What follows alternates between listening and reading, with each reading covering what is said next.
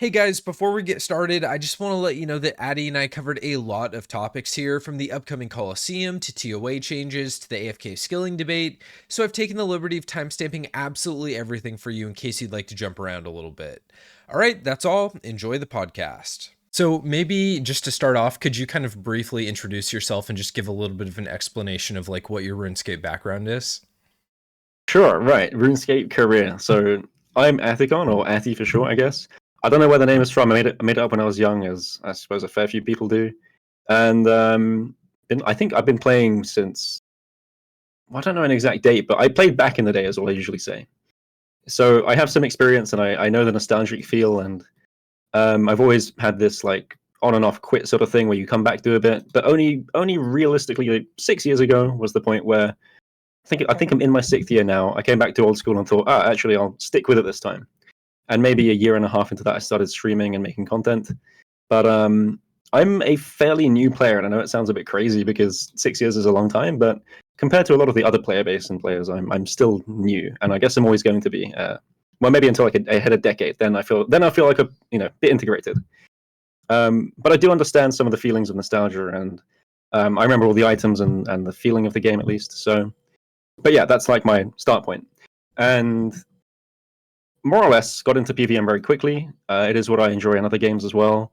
And I think we'll get into this, I'm sure, but it's more or less this feeling of progression, and PVM does that really well. But as far as what I do in game, more or less everything in game. My big focus is Inferno, and has been for probably 4 years now. Maybe got Infernal Cape like in my year and a half, second year sort of stage of playing. And Inferno's hooked me more or less ever since. I think it's still some of the best content, and I think most of the high-level content creators tend to agree. I started with Chambers mostly, and I got into solo CM pretty quickly. I thought back then, and I think this was before all the CM changes. This was back when Tecton took 5 minutes to kill, and that was considered efficient sort of thing. So I got back into CMs around that point where I thought it was really interesting that no one was doing these. I wanted to get good at them and see what it was like. That was my first sort of step into high-level content and pushing myself a little bit. And I wouldn't have considered myself a good player even 2, 3, 4, 500 CMs in. And I think at this point I'm nearly at 1,000 or around 1,000 solos. And I'm still not a great CMer, but that was never really a big focus for me. And then moving into TOB and, of course, down the road, TOA here, I've become better over time. But I do think that Inferno has always been the big focus that has sort of driven me to get a bit better. Particularly speedrunning, and we can touch on that as well. But that's kind of where I am. I do all three raids. Inferno is my jam. And in terms of content, in terms of what I'm doing these days, I'm pretty passionate about making sure people are both enjoying the game and have reasonable goals. And I do care about the state of the game. This is where a lot of this recent stuff has come up. I care a lot about how the game is progressing, the longevity of it, making sure new players are having a good time, and making sure existing players are having a good time, because that's kind of the whole point. So I don't know. I guess that's it, right? That's me in a nutshell. Yeah, that was a great introduction. Thank you for that. And just because we are going to be covering both PVM and some skilling topics today, if I'm not mistaken, your main account is also maxed, right? Yes, I'm a maxed player. I have a 200 mil in ranged, which is not exactly skilling, I know, but I do have a 200 mil. Total XP is nearing 1 bill. I expect I'll hit that close to the end of the year. And I have engaged in some post-max skilling, including a ton of Sepulchre. I know for a lot of the skillers out there, this is not a lot, but I'm closing in on 20 mil agility XP, so there you go. I genuinely do think I quite enjoy Slayer. I'm going to go for 200 mil at some point. And again, this is not like true skilling. This is still combat, but I consider any progress towards skills to be in some level skilling. I can appreciate the not just max as a goal, but a bit further matters to people. I'm at 73 mil Slayer right now, for what it's worth. And most of that is from Zuck, but I do actually enjoy the Slayer process a lot. I don't really do other skills beyond 13 mil max XP, but down the road, maybe agility would be interesting to me. Maybe a few others. But again, 1 bill XP, so we've gone a bit beyond actually just base maxing at this point. Yeah, I mean, I think some of the skilling HLC would disagree, but the reason I ask is because if you're a max player, like you've absolutely had to put a significant amount of time into training your skills and maxing. So Yeah. even if that's not your primary content, you're at least very familiar with the process of training your skills all through the different progressions. Yeah, whether it be the grind or familiar with different forms of training, different actual methods. And it's important to have a bit of an all-round view if you're going to participate in discussion. At the end of the day, you have to know the methods, understand the XP rates, understand what's available. Basically, be informed is important for sure. Absolutely. Well, cool. We can dive into the PVM stuff to start. So Yeah. we have a big PVM update coming to the game in the near future. Jagex recently announced that a Zaya expansion that's going to come to the game will include a new piece of endgame PVM content called the Colosseum. And they've compared this directly to the Inferno in that it's going to be a big wave-based encounter that gets harder as you progress. And before we dive into some of those design elements, I'm curious, how do you feel about wave-based PVM encounters in general? This is a funny one because Bubba waves as from TOA are not considered fantastic, but Nilo waves, the kind of direct raid counterpart, are considered fantastic. And of course, Fight Caves was like the peak of content back in the day, and that is of course wave based. Inferno is the successor, also wave based. BA, although people don't really like BA too much overall, the community behind it says it's, well, I mean, I agree that it's like one of the most interesting pieces of content in the game. Not personally interested, but I can appreciate that, and I think a lot of other people do. So these things really draw people in. I don't really know why exactly. I just think maybe the format fits very well for old school. The way it feels, you know, it's something about having this break as well. It's intensive, but you have places to stop and rest. You can take it at your own pace, or you can speed it up, and you can try and speed it. Maybe it just fits into the nature of the game very well. But maybe excluding Bubba waves again, but that's a different story. But it fits very well is the fundamental here. Yeah, and I mean, the other big piece of content, wave-based, that's very well received is the Inferno, like you were mentioning earlier. And a big piece of criticism that the Inferno receives is that there isn't a ton of replay value. Outside of speedrunners, most people are kind of getting their Infernal Cape. Maybe they do another KC so people don't think that they bought it. And then they're pretty much done with the content at that point. How can Jagex avoid that same pitfall when it comes to the Colosseum? Yeah, replayability and also longevity. It's too long. You can ask anyone like how long you think their attention span will last for. I think the average player will say somewhere in the region of 20 to 30 minutes. About the time like a med level raid is going to take. That's about the sweet spot. The second you approach an hour, that's pretty significant. If you're an Inferno for a learner, 2 hours if not more. Sometimes 3, 4. Cases go up to like 9 hours. Nowadays, I think it's reasonable for players to get their cape within 2 hours, but that's still too long, even for a first caper, and that's not really ever going to change. So longevity, how long the process takes, the encounter takes, does matter. What was the first part of that? Sorry. No, you're fine. So most people are well. most people are just doing the Inferno for 1 or 2 KC. Some people are replayability. Yeah, exactly. Yeah. Okay. Sorry. Lack of rewards for sure matters. Lack of incentive. There's no GP tied to it, and for most players, I'd imagine GP is the number one motivator. There can be, pet as a motivator, getting better as a motivator, whatever it is, but GP is the primary one. So Colosseum is going to address that directly by adding a GP incentive, a reward to it. I would imagine a good balance for this is somewhere between 10 to 15 mil an hour at the top level and 5 mil an hour at the low level. I don't imagine it's going to be jump in content and just be able to do it at any level. You probably have to have some recs or a quest or some entry barrier, which is acceptable. But nowadays, the top end money makers are anywhere from 15 to 20 mil an hour. That's excluding things like boosting or if you want to sell capes and stuff, like actual playing the game top end money makers. For example, duo and trio next, or anywhere from 4 to 8 man 400 level TOA, which is what I do a lot. That's about 15 plus depending on prices on the week. So I'm not saying it has to be a max level, like you must do this to be efficient thing, but approaching it is important. Making it competitive is important, especially if it's going to be considered a hard release. You have to scale the effort for the GP reward. There's an additional element that they've talked about in kind of their design concepts, where not only do they want it to produce GP unlike the Inferno and Fight Caves, but they also want to have this risk element where you're sort of accumulating reward potential as you progress through the encounter, and then you have the option to dip out either at certain points or maybe every wave, not exactly sure how that will work. What do you think about the concept of like accumulating that reward potential, and then either having to decide if you want to keep going or, duck out. Yeah, formerly in Rage. Easy to draw the concept in from Telos and I think Archglacior in RS3. For those that are familiar, risk versus reward is the whole concept here. So you're basically staking how good you are against the rewards you're going to get.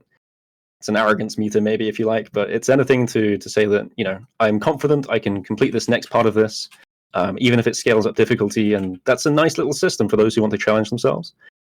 But it does face its own problems as well. Like, if you want to keep the enrage the same and continue the fight, or is it going to default get harder? Maybe it's just too hard already. There's going to be a big balancing problem with this. And there's two types of enrage that they're going to have to focus on. One is what I like to call soft enrage, which is the ability to duck out of waves at any point in time. So this content Colosseum is meant to be 12 waves long.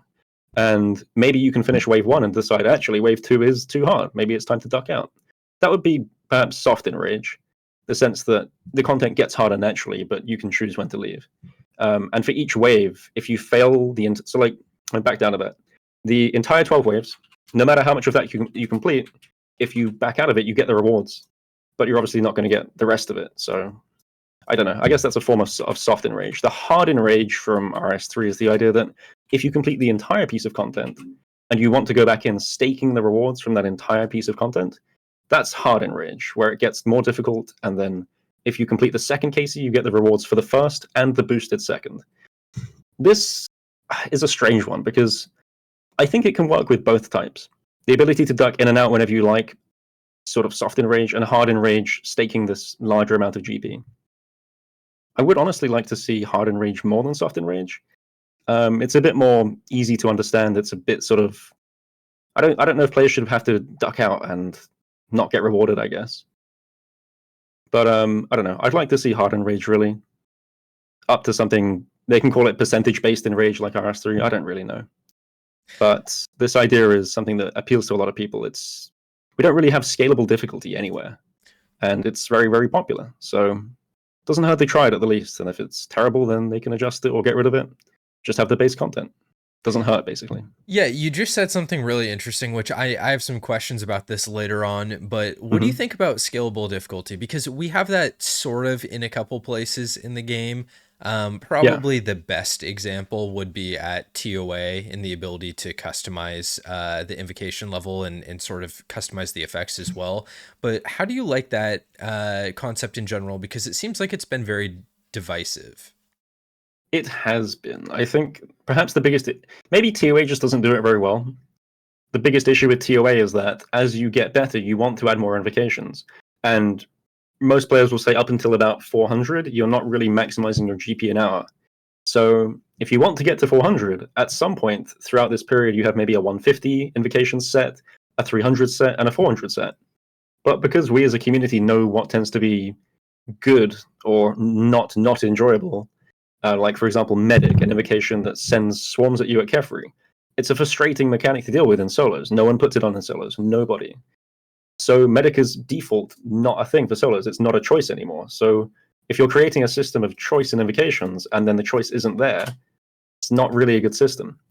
If you're at 400s and you're doing team content, you have the same invocations on. I haven't changed my invocations since, I don't know, the first update they brought out that added a few more. It's like, okay, now I'm set in stone.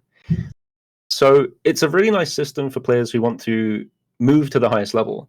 But at each stage, there's still very little actual choice. And one of the design premises for TOA was to give that player to give players choice. So if you want scalable difficulty, I think one of the better ways to do it is to have different modes. TOA still has entry mode, normal mode, and expert mode. TOB has entry mode, normal mode, and hard mode. CM has Chambers has regular and CM. So there are scalable difficulty modes, but they're very distinct leaps in difficulty. And it might be nice simply to ignore the concept of invocations, where you are sort of forced into using particular ones, and instead have a literal slider of just difficulty that increases stats and at certain points adds mechanics. This was the other issue with invocations, was that too often invocations take away from the depth of the raid. And the more you want to get into high-level content, the more depth you want, because it's more interesting, or it adds mechanics, or you can play around with it, and it's a fun factor. So invocations that, for example, prevent you from, that, for example, use your entire special attack bar, take away from monitoring that and managing that. And that's depth to the raid. That's maybe a bad example, but there's plenty of invocations that take away instead of add. So instead of having presets of easy, medium, hard, a bit like clue tiers, for example, or grandmaster combat achievement tiers, something like that, where you can just say, I want to do expert mode today, and you have a preset of abilities and new mechanics that the boss encounter would have if you picked that instead of normal. That's probably an easier way to go about doing things. Takes the balance away from the players, and TOA is still a nightmare to balance to this day. But it allows them to balance it much more specifically, and the choice was never there, so it's just easier customization. And you can do other things, like you can tack on certain necessary invocations or certain necessary mechanics as you do that. For example, if you're doing a learner, an entry mode raid, you want to be able to die and not be punished for it because you're learning. And if you want players to feel like that's, they're making progress through something, you can't just punish them. Like Tob punishes people, you die, you sit out for the room. It doesn't feel great. Chambers, at least you die and you come back in. So learner mode, maybe you die and you come back in. Normal mode, maybe you have 2 deaths and that's your limit. You do expert mode, suddenly everyone's a hardcore. You die, you're out. And instead of giving the player balance, because realistically a new player doesn't know what's good, that's a much easier way to tailor it, and I think it's pretty fair that way as well. In terms of the difficulty slider that you're talking about, I think that's really interesting. No Monkey made a video a while back when he was kind of talking about his thoughts on high-level PVM content, and he said something that I thought was a pretty good take, which was that it's always more interesting to add depth through mechanics rather than simply increasing boss HP and defense. But what's the right balance there? Because generally you don't want to be able to just DPS through new mechanics. Like you want bosses to at least survive long enough for players to have to deal with those mechanics. But how do you strike the right balance between those two? Yeah, you have to have a boss HP pool. Otherwise, it's just going to be a case of no matter how many mechanics are thrown at you, you just triple claw it because you have mega adrenaline and it just dies. So the boss HP is there as a timer, such that you can work through the mechanics, and if you're good enough, you succeed. If you fail, then you weren't good enough. The boss HP is purely to do that, and whatever way they choose to add it or take it away throughout the fight. But I think really that, like, I don't know, it's a tricky one. Like you want mechanics to actually be scalable as well, but certain things don't scale very well either. Things like, for example, Leviathan. When you look at Leviathan, it scales its attack speed, and eventually it becomes 0 tick, which is like an instant reaction nowadays. That's too much scaling for sure. There's only a handful of players who are confident or competent enough to deal with the reaction of that. So certain things don't scale well at all as well, and that has got to be sort of taken into account. Yeah. What was the go back to the original question? I've lost track of it. I'm going to write this down. I need to write. Yeah, no, we're good. I get sidetracked way too much. We'll go on lots of tangents, and that's okay. It yeah, makes we it will. Interesting. Real quick, if you're enjoying the podcast, please consider leaving a like and subscribing. You'd really be helping me out. Thank you. Every PVM encounter kind of has its own PVM skill level as its entry point. For the Inferno or the Awakened bosses, you pretty much want max stats and gear if you're jumping into them for the first time. TOA, on the other hand, you can reasonably learn with mid-game stats and very average gear. What do you think the entry point for the Colosseum should be? I guess this question depends on what the requirements to enter Valamor are. I don't think it's particularly high. So it would be really nice if Colosseum was highly scalable. The only issue is that if you make it highly scalable, it's more balancing on Jagex's part. Same issue at TOA, where if you scale it from like absolute 0 invocation to max invocation, you have a hard time balancing what's fair at different levels. And the smaller you make that, if you make only one mode, you have very little balancing to do. So that's probably a question for how much time they want to put in terms of balancing. The TOA, I think TOA took around about 3 to 4 months to build, and there was a 2-week period of Q&A after that point. I think 3 months is reasonable for these pieces of big content. It may not be exactly right, but 3 months is reasonable. But the actual really important part, due to the nature of the game we play, is like you have to give it more than 2 weeks after you release a big piece of content to rebalance things. And the biggest complaint for TOA was that it wasn't updated after those 2 weeks. It just went silent.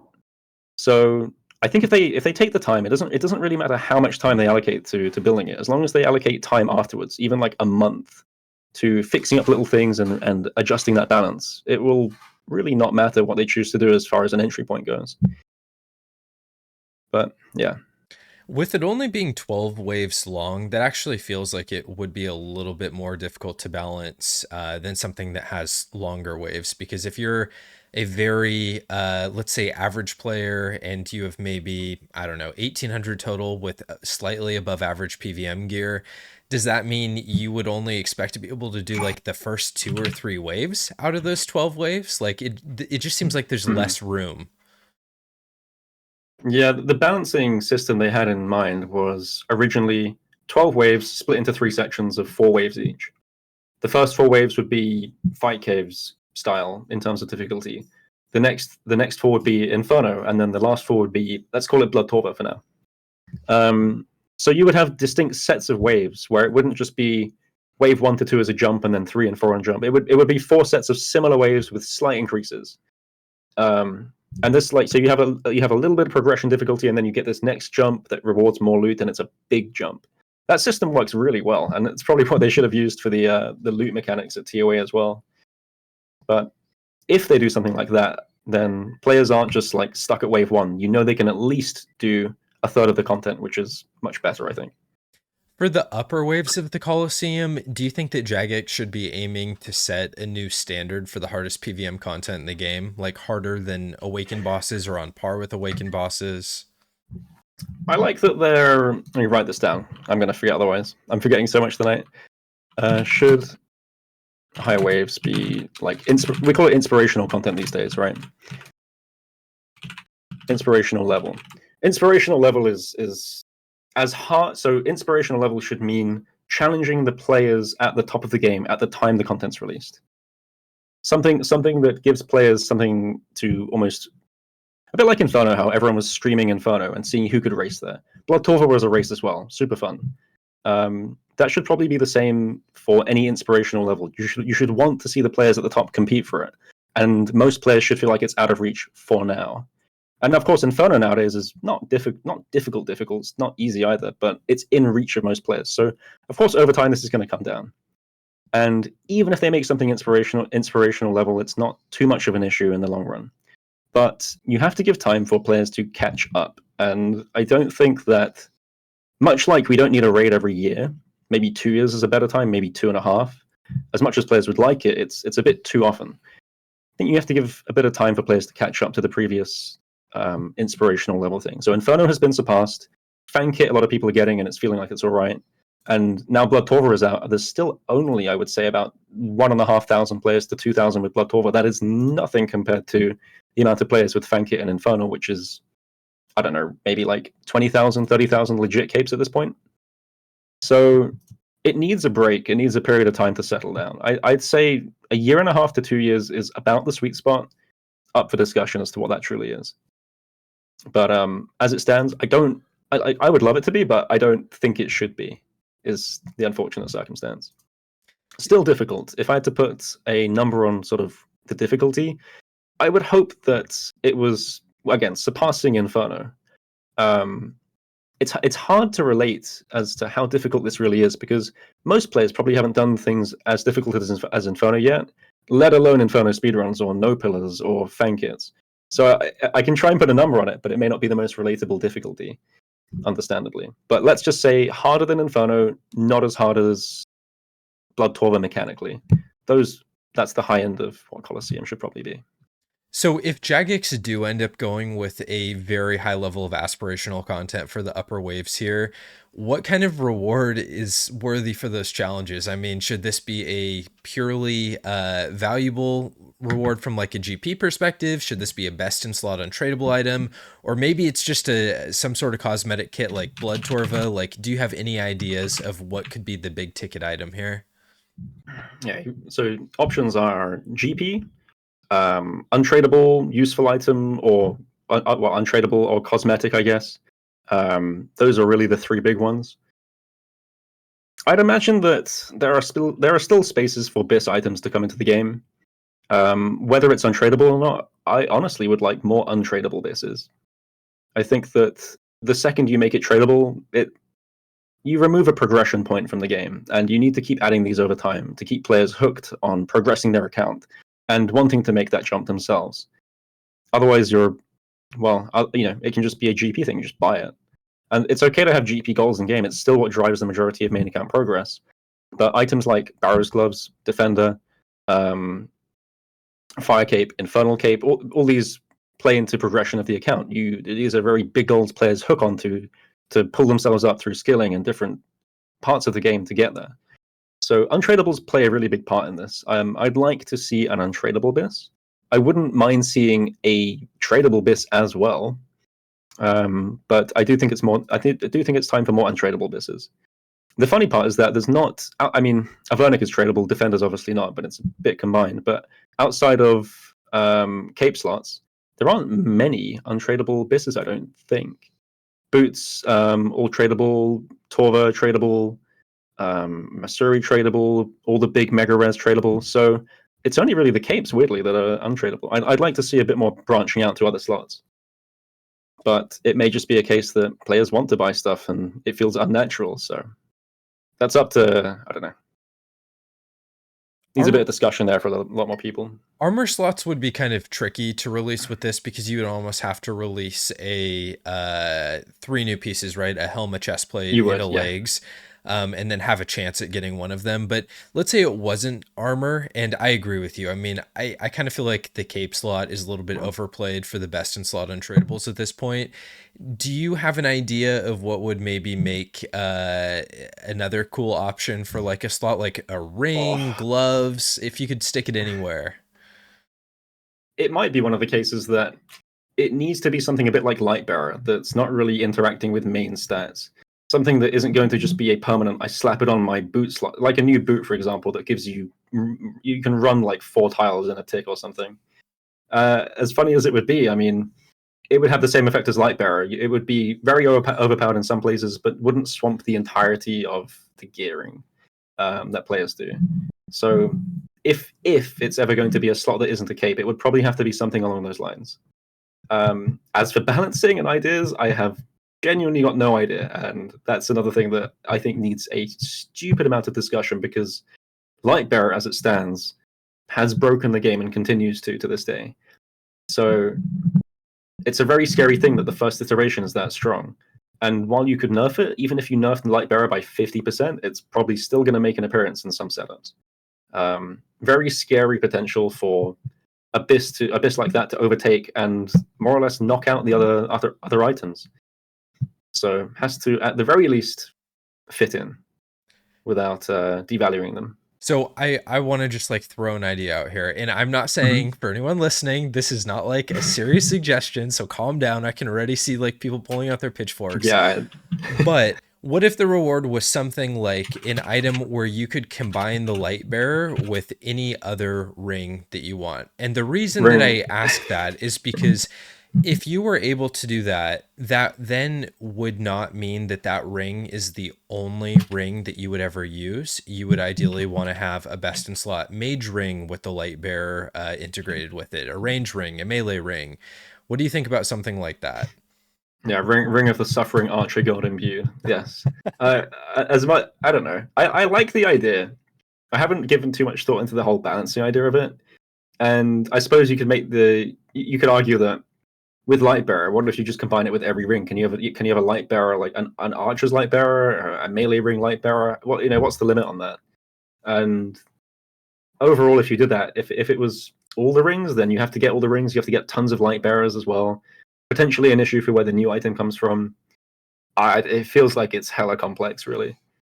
But the sound of the item is fantastic, I guess. It sounds powerful and fun. So if it's going to be like a raid reward or something like that, maybe Colosseum's not quite up to scratch, but if it's a raid reward, I think they have to do, and this is a cool topic as well, but they have to do something like that. They have to give us something very out the box, something that's clearly as powerful as a mega rare weapon. And that's kind of the point, right? Like all the mega rares are taken right now. Maybe that reward space is open for it.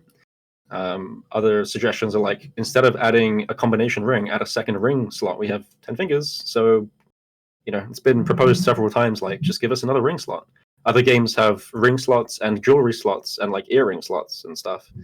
There's plenty of potential for socketing items as well, gem slots. You can call it whatever you want. You can make it up. And if it's going to come from a new raid, then as far as they're concerned, it's open reward space, which is good because they're running out. So I don't know. A raid tier thing, sure. And I'd like to see slots or multiple of these things work. Had a look at least.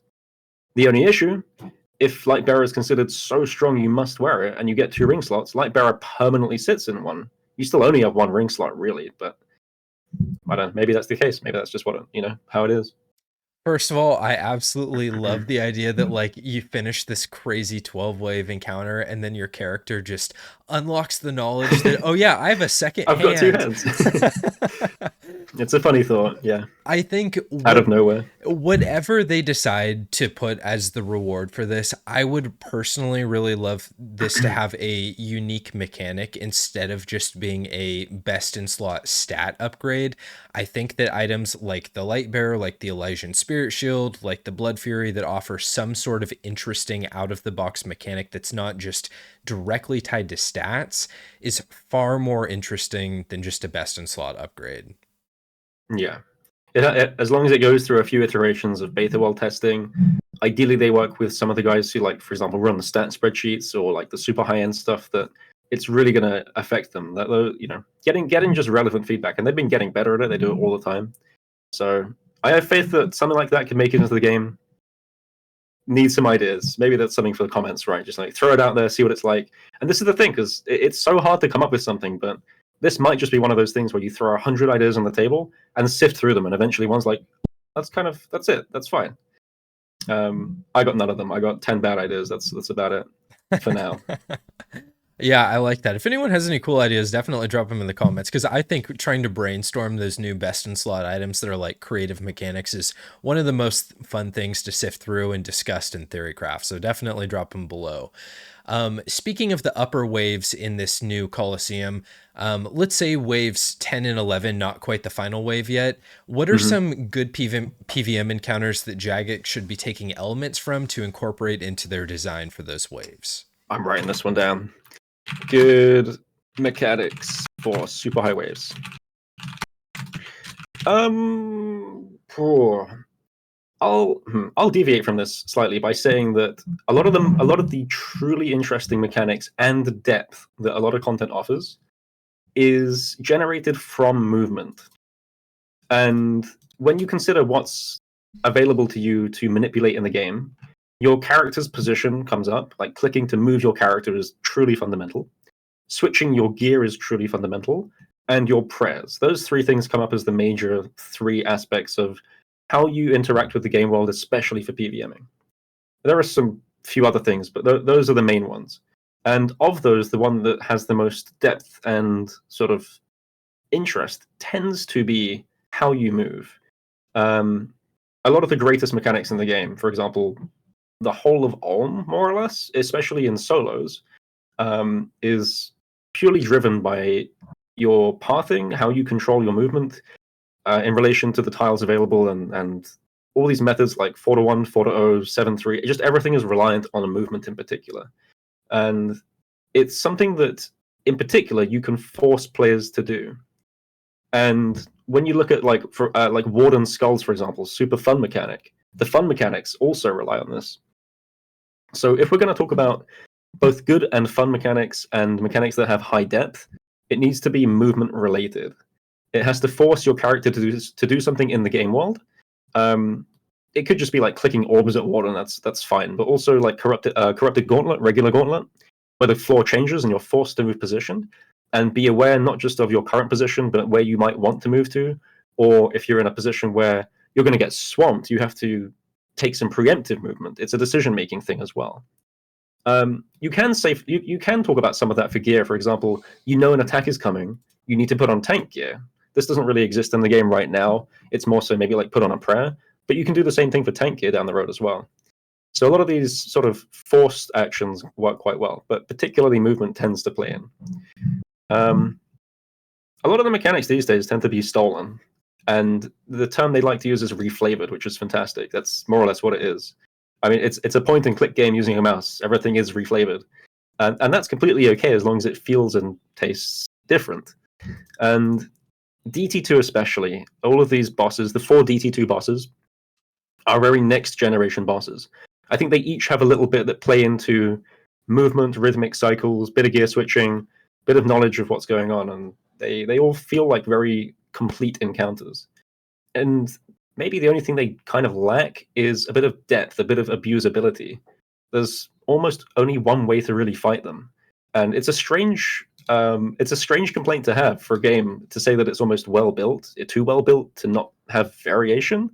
But it's something that's come up quite a lot in more recent times. Like, there's only really one way to do these things, and that maybe is a bit boring. You can kill them quickly and slowly, but not differently. So I don't know. Maybe that's a weird one. A bit like how, as an example, you can mage Zorte to death. It's a bit slower and it's not great. You could also just T-bow AFK it, but you could also take max mage and range and really do it properly. But these all really work. If I go to Duke and start maging it, I am gonna die to event before I get the kill, I would presume. Maybe you can with the shadow these days. But there's a bit less sort of, I guess, depth to it because of that now. But yeah. Yeah, I really love that conceptually. I think the challenge that Jagex has to grapple with there is that players are always going to be looking for what's the meta, what's the most efficient way to do this. And one example that comes to mind is I remember watching your stream when the Awaken boss is released. You did Vardorvis differently than everyone else. You didn't want to do the axe skipping. You wanted to move around the arena, whereas everyone else was doing the axe skipping technique. And while that was really interesting to see you kind of like put your own spin on it and differ from the other people who were sort of vying for the world first clear there, ultimately, I think probably 95% of people will always settle towards the path of least resistance. And I don't know, from a game design standpoint, from Jagex's standpoint, like how you can introduce an encounter that doesn't just have one sort of best path. Yeah, I don't really know. Don't really know where to go with this, because I more or less agree that players will choose the path of least resistance. If there's something easy that works, fantastic. And yes, you can do better things. You can add more gear switches and whatnot. But really, I mean, if it works, it works. If it feels good, it feels good. I mean, if something is super easy, you're just going to do the super easy thing instead of the super hard thing. So can I throw Yeah. something out there really quick? Sure. What if there were multiple ways to approach a boss, and one of them was easier than the others, but Jagex is implementing a system where they're looking at what decision you make. And if you choose the harder one, then maybe you have more reward potential, or maybe you get an extra benefit in the form of, I don't know, a defense buff or a DPS buff. Would a system like that work for any encounter? I feel like that's already inbuilt into PVM, in the sense that it is just a gear diff. If you choose to T-bow Zora, you are going to have a slower kill. You are going to have problems with potentially HP if the kill is longer. You're going to have problems with the rotation because you're choosing to do slower damage at the cost of less input. You're going to have more rotations to learn and deal with. So in part, that's already built into PVM, but trying to actually directly build it into an encounter, it's a bit like TOA, where even if you give players the choice of invocation, they are eventually going to settle on a very distinct path. And I don't think there's any way to get around this, because for them, that is the path of least resistance. You can't implement choice in that sense. But I'm down to see more examples of it. Maybe TOA just did it badly.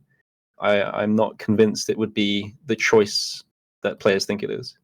This is going off a little bit on a tangent, but since we've kind of like danced around this TOA invocation system a few times, what could Jagex do at this point to improve TOA? Is it introduce more invocations? Is it sort of revisit the core system fundamentals? What can they do? This one comes up a lot every day, and a lot of players have been saying at the start of TOA they promised to add invocations. I think it was more close to, we could add invocations and we might explore it later, but no real promise. Partially maybe selling the content, selling the idea, it doesn't really matter. But for the same reason that players would simply adapt to it and add it to their TOA invocation list and just do it, it doesn't really change the nature of the fight. And unless they're going to have a weekly system for doing something like that, where players have to adapt to that on the weekly, which feels very forced, that's probably not going to play out as well as they would think. I don't mind new invocations being added, but we come back to the balance issue of too many invocation points and how to filter them and how to choose which ones. If they're just adding them, that's a big problem. They would have to probably replace things in its entirety and force you to make a choice between them and another invocation that you might have not used up until now, which might actually be forcing players in a bad direction to... It's like you're either going to make the raid slightly harder or slightly easier. In both ways, players are going to complain that, oh, it's too easy now, or no, it's too hard. You can't... I don't know. It's pleasing too few people at the same time. It's a bit of a waste of time. My stance on it nowadays is like, ignore the invocations for TOA. TOA is fine. You're going to do it no matter what. If you want to do it, just do it. If you don't. Adding new invocations might hook you for 2 days, and then you realize it's the same, so stop. And start to ask for new content. Because new content is always going to be way more interesting, a way better focus for players. And really, that's it. Like, if, it's not going to get new players into TOA. It's not going to do anything for the content that it's not already doing. Do you think they should at least try to address, for example, I know they tried to do a fix recently with the Monkey Wave room, and it was not very well received. I know there's other complaints that balancing around mechanics like Red X for Baba at high invocations isn't great. Similar complaints, but less so maybe about Akka and some of the techniques used there. Any additional changes from like a room perspective that should be made at this point?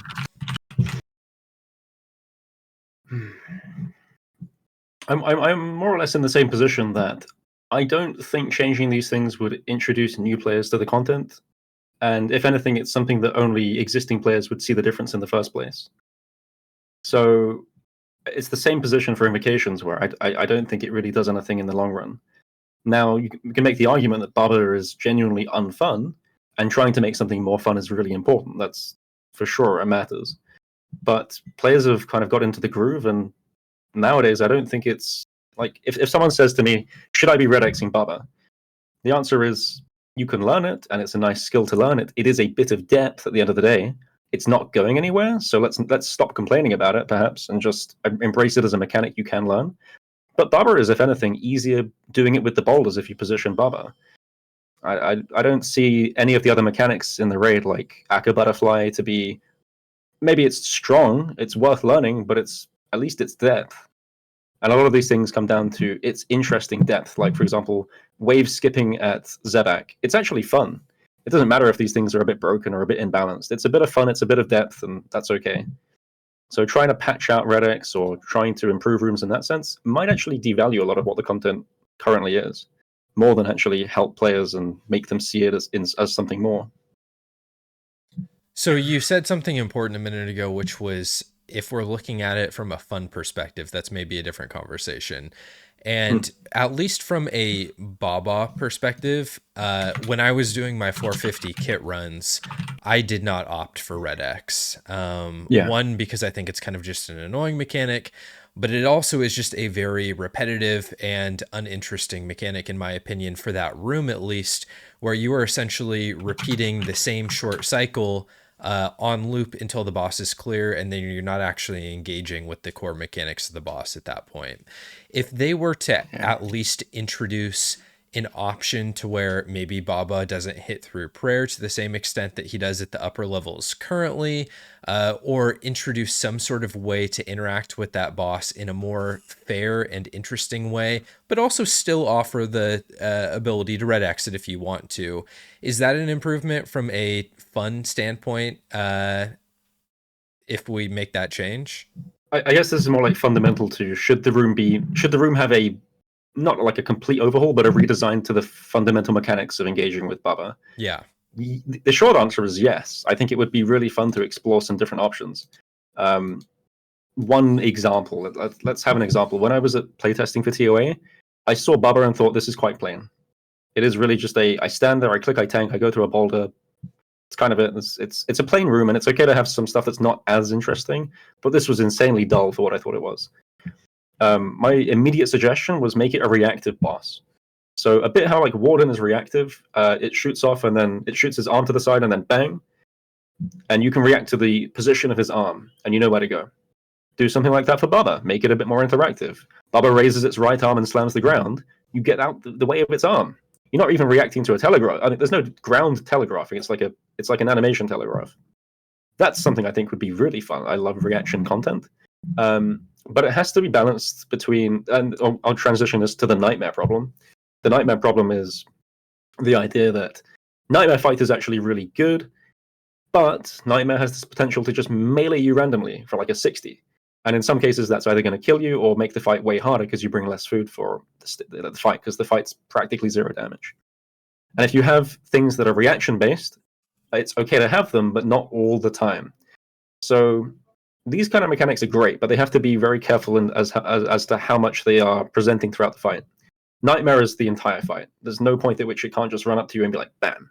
So you have to be on a lookout for it. And for players who are engaging in learning the content and getting used to it, that's really frustrating. You don't want to be paying 100% attention to a dangerous thing the whole time. But if they do go that method, then great, I guess. Maybe have it for 30-second intervals, and then if you get past it, it switches style. It changes a bit to like a bit of the standard Baba that we know today. That's a lot of work, though.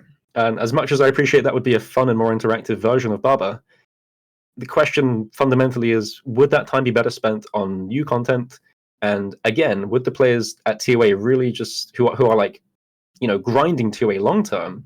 They know how Baba is. I accept Baba at this point in time, and I've only done I've done a lot. I've done about 700 KC at this point. Relatively, that's a lot. But at this point in time, I just accept it. I get on with it. I don't really care. It's a room that in teams it's okay. There's less for a single person to do. You just kind of stand there, click, and it's over. You start to add those mechanics, if anything, it's going to be more frustrating for the players who are actually long-term grinding it. So, again, to tie it back in, even from the fun perspective, even though that might be a good rework, I think new content is the play. Fair enough. I want to take it back for one last Colosseum question. And whenever you have a wave-based encounter, you're always working up to that final wave where there's a huge boss that you have to take on for the very last challenge. If you can do anything you want to design the final boss encounter, what do you make that encounter look like? Oh gosh, this is And forget about trying to scale this to like, intermediate players or advanced players. Just like for you personally, it can look like anything you want it to. Okay, it's going to be a moth boss, first of all. It's going to have giant flappy wings, and it's going to be razor sharp, and when it telegraphs towards you, you're going to have to react to that. And you're going to have to react within a tick. Maybe the 0 tick Leviathan timing for the movement. I love reaction-based content, and I think other people do too. There's not many examples of it in game.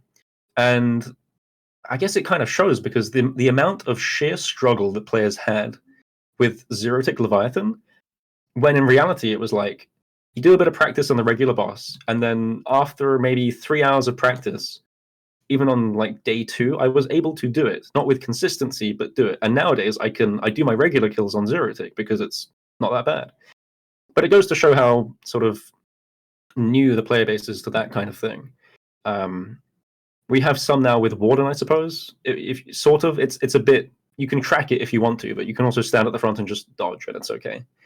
So let's start with that. I'd love to see more reaction-based content. I'd love to see more telegraphed, which is what Warden does. It still throws out its arm. That's the telegraph. It's telling you where it's going to go. Very common in other bosses. So let's add a telegraph reaction-based attack. I'd love to see that. I'd love to see some more love for Scythe. Can we make it a 3x3 and have Scythe at least be useful for a phase?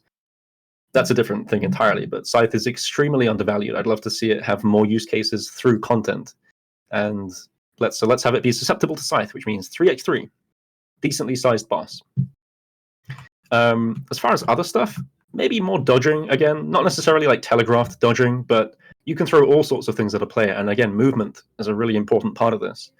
So it's very tricky, especially with the likes of Ulm, where Ulm was almost just a random happy moment design-wise. It wasn't really super planned to have all these methods work. That's tricky because I'd love to see some of it present in the new boss as well. But yeah, more movement stuff, more telegraphed reaction stuff. It needs to play into this idea of movement, prayer flicking, and gear switching as well. So it should contain all three. I don't a bit like how the DT2 bosses currently, most of them don't play into all three. Duke, for example, you don't do any gear switching, just melee with a spec weapon. Whisperer, no gear switching. Actually, maybe it's just gear switching that I have. Maybe it is. Leviathan, no gear switching. Maybe it's a gear switching problem then. But Leviathan, no gear switching. Okay, it's a gear switching problem. None at Vardorvis either. But I'd love to see more of that. So those bosses are nearly fantastic, minus that aspect, which I think is really fun to play with. So let's add that. Let's make sure there's an equal amount, at least, of each of those three things going on as well. Beyond that, I don't know. Let's add two more things. One is an insta-kill mechanic, and I would like this to be generated from a DPS check. And I'm pretty interested and invested in this. There are lots of DPS checks, more so at TOA as the new raid. We have some in the Scarab room through the Mage Scarab. You have some at Akka from the Shadows at Akka. And I guess you have a softer DPS check for some stuff. For example, Obelisk in a way, and also the core at Wardens. It plays softly into a few places, but the big one is like Mage Scarab. When you attack, and Akka Shadows. When you attack these NPCs, you roll 0 to your max hit, sometimes you noodle, and you get punished, and it's not fun. P2 Warden has the formula where it takes your accuracy and your max hit and gives you a more standard MMO formula for damage. Basically, it's an average hit plus or minus 10%. Giving that a bit more showtime in some of these new bosses, like let's say this my preferred tailored boss, having that as a mechanic, especially for DPS checks, not the whole fight, but especially DPS checks, will allow you to force players, and again, this idea of forcing players to have good movement, good gear switching, to have, let's say it's like an orb that the Warden drops, but this is the new boss. Now you have to get your gear on in time. Now you have to get your prayers on in time. You can't be underpotted. Forcing players to do like really high-level actions through consistently completable DPS checks would be very nice. So it's a bit like the reward system from the core at Warden, except it's maybe breaking the armor of a boss, where your scythe is now effective for that 10 seconds, tying all that in. Something more like that, where you have these more complex, more necessary DPS checks, more consistent damage, throw in scythe, telegraphed attacks. There you go. That's maybe the whole thing. I know it's a lot. I can probably talk for hours on it, but... Do you throw any on-screen effects in there, like Vardorvis has like the blood captcha, for example? Like, do you do anything like that? Completely forgot, but other games have some really funny stuff. I played a month of Lost Ark at one point when I got a bit fed up with how TOA was in the early days. I took the advice of many and myself and just I'll just go away for a month and do something else, and played a different MMO. And Lost Ark has some fantastic stuff, which I still think it has some incredibly good encounters. But yeah, the on-screen capture thing, the on-screen blood clicky thing. So Lost Ark has a typing test, and it will actually tell you to do QRTCUIVB, and if you don't do that, you get punished. Maybe that's a bit funny and a bit much and a bit mean to people who are not great touch typers, but yeah, that kind of on-screen mechanic is really fun. It's like, I don't know, it's just like Osu, right? I don't know many players who don't like it, like to see more of it. It has a place. I'm sure they're going to do some stuff with it, and with any luck, it's not going to be limited to just necessarily clicking. I don't know what else you can do, like solve it. I don't know. Okay, I don't know. Like, I don't want to solve a puzzle or do a touch typing test actually, but there are other options, and yeah, that's probably for them to explore and for me to think about when they come. But yes, it's good. I appreciate that they're at least trying to introduce like brand new fight mechanics like that. Mm-hmm. They introduced a lot of brand new things in TOA. And they're trying to, because there's only so much you can do with prayer flicking and movement. Like you can combine all of them, you can make the timing really tight, but at the end of the day, you kind of have to expand the bands of what your PVM mechanics are. Otherwise you're not going to be able to create creative encounters. It's ultimately all reflavored again. It's the same thing. You are still clicking, doing the same thing. It doesn't feel fundamentally different a lot of the time. I bring this back a little bit to the idea of, a lot of other games have shield break or stagger, and things where you are actively working to make the boss encounter a little bit easier for a period of time. We don't really have that kind of thing where the boss encounter is, you don't focus it for a period of time to generate an effect or to generate a window of opportunity. And these are more things that I guess they play into what I've talked about with that designed boss. It's sort of, these things can happen in the game and they can work towards them, and I think they will have a place when they decide to go for it. A lot of the dev team plays Path of Exile, and I know they've taken a lot of inspiration and mechanics from there. But and that's not bad in any way, but I'd love to see more classical MMO mechanics make their way in and be imported in such a way that isn't just like RNG DPS check, but a bit more classic MMO based, because it's not going to lose the fundamental old school feel by doing that. And you can make it so that just for a period of time, it's a part of the fight. Much like P2 Warden contains that formula that allows for average damage, and it doesn't take away from the feel of old school. It doesn't take away from the feel of the combat if it's just for one fight. More interestingly, no one seemed to complain about it. If anything, they liked the idea of it. So if people seem to like it, introduce a bit more. And each time you bring out a piece of content, just shuffle it ever so slightly in that direction. And until you get to a point where players are like, okay, now it's a bit too much, I think it's nice to keep doing that. No matter what the mechanic is, just give it a go. Yeah, if anyone listening plays other MMOs or other games where you've experienced some really cool mechanics that you think, hey, maybe this would fit cool in old school. I don't personally play RS3 or really hardly any other games in general, so I would love to read some comments of other mechanics that maybe Jagex could introduce. And if any JMods listen to this, maybe they'll give your suggestions a look. But I want to shift over to Theater of Blood now, because I think TOB maybe has even a worse problem than the Inferno in that people feel like it's too daunting to learn, but then there's also the added element of having to find people willing to teach you. And you're doing something really cool in that area. Could you kind of tell everyone about what you're doing? Yeah, so this exact issue has been going on since the release of TOB. It's hard to get into. Players don't want to take learners on their raid as a detriment to the raid. You're going to wipe, you're going to cost time and money, essentially. And this is understandable. It's not really a form of gatekeeping so much, because you can just run into TOB with a group of friends, but that itself poses another problem. You got to find players to do stuff with. Not everyone has friends who enjoy the game or has anyone they can really play with. So where do you go? And it's a bit late coming, but I made a Discord purely just called Learn TOB. I have connections to a lot of people who like to teach raids, want to get others into TOB for the sake of nothing more than enjoying the content. And we now have a Discord that's about not even 2 weeks old and has 2,000 players in. And of these, about 300, I think, right now have learner role, which is simply to say, I am ready to start learning TOB from 0 KC. All you have to do is go and join, and you need a set of Elite Void, decent stats, maybe maximum of 30 mil gear, and you'll find a mentor raid within the day. You can go learn. There's no blocking. There's no nothing. You require the gear. That's endgame raids requires endgame stats, and endgame content requires endgame stats and gear. That's how it is. But these aren't high. These max gear is 6 billion GP. Asking for 50 mil is not that crazy. So if you have that, put simply, we'll teach you. I do some raids every week. I'll teach a few. Whoever it is, doesn't matter who it is, and it's just a free resource. You can go there, 0 KC, get to 25 KC. And then there's a channel called Post 25 KC. This links to several big clans, several small clans, different communities you can go raid in. And the idea of the Discord is, TOB is a really fun raid. People don't have entry points. Let's give them the entry point. No strings attached. And then say, like, look, you're 25 KC, you can't really stay here anymore. You're welcome to, but like you can't really learn here anymore. Go elsewhere and try and populate more of this. More of these servers, more of these Discords, more of these clans with TOBers who want to do it. And I'm hoping that this will also pay forwards over time.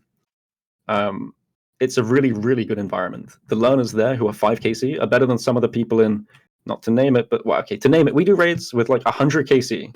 These guys are learning from really, really passionate people who are just putting free time in. And it's not to say that there are no other places to learn TOB, but I will pretty much say it's the best place to learn TOB right now. You're going to get taught quickly, taught well. You're not going to be on a waiting list for hours and hours or days. And ultimately, it gives you a place and some goals to go after you're done. So that's the whole thing. I love that you're doing this, and I wish so badly when I was learning TOB that Yeah. this was a resource. To learn TOB myself, I literally looked at the front page of the high scores, and I went on Twitter, and I started DMing people, and I said, hey man, will you teach me TOB? And shout out to Stunlax, rank 1 Ultimate Iron Man. Yeah. He took me when I was a learner like 2 KC, and he taught me TOB, and they're really cool people in the community who are doing that like yourself. So Yeah. I think that that is just so admirable. I do think it begs the question though, should players have to rely on acts of public service from experienced players in order to learn content, or is there something more that Jagex can do? It is interesting because I mentioned earlier the TOB is not gate kept, and players are like, but these guys don't want to take me on their raid. Yes, that's not gatekeeping if you're a learner, and it doesn't stop you from going into TOB and getting experience. Entry mode has been updated. You can go in and get experience. There are thousands, not thousands, but potentially hundreds of TOB guides.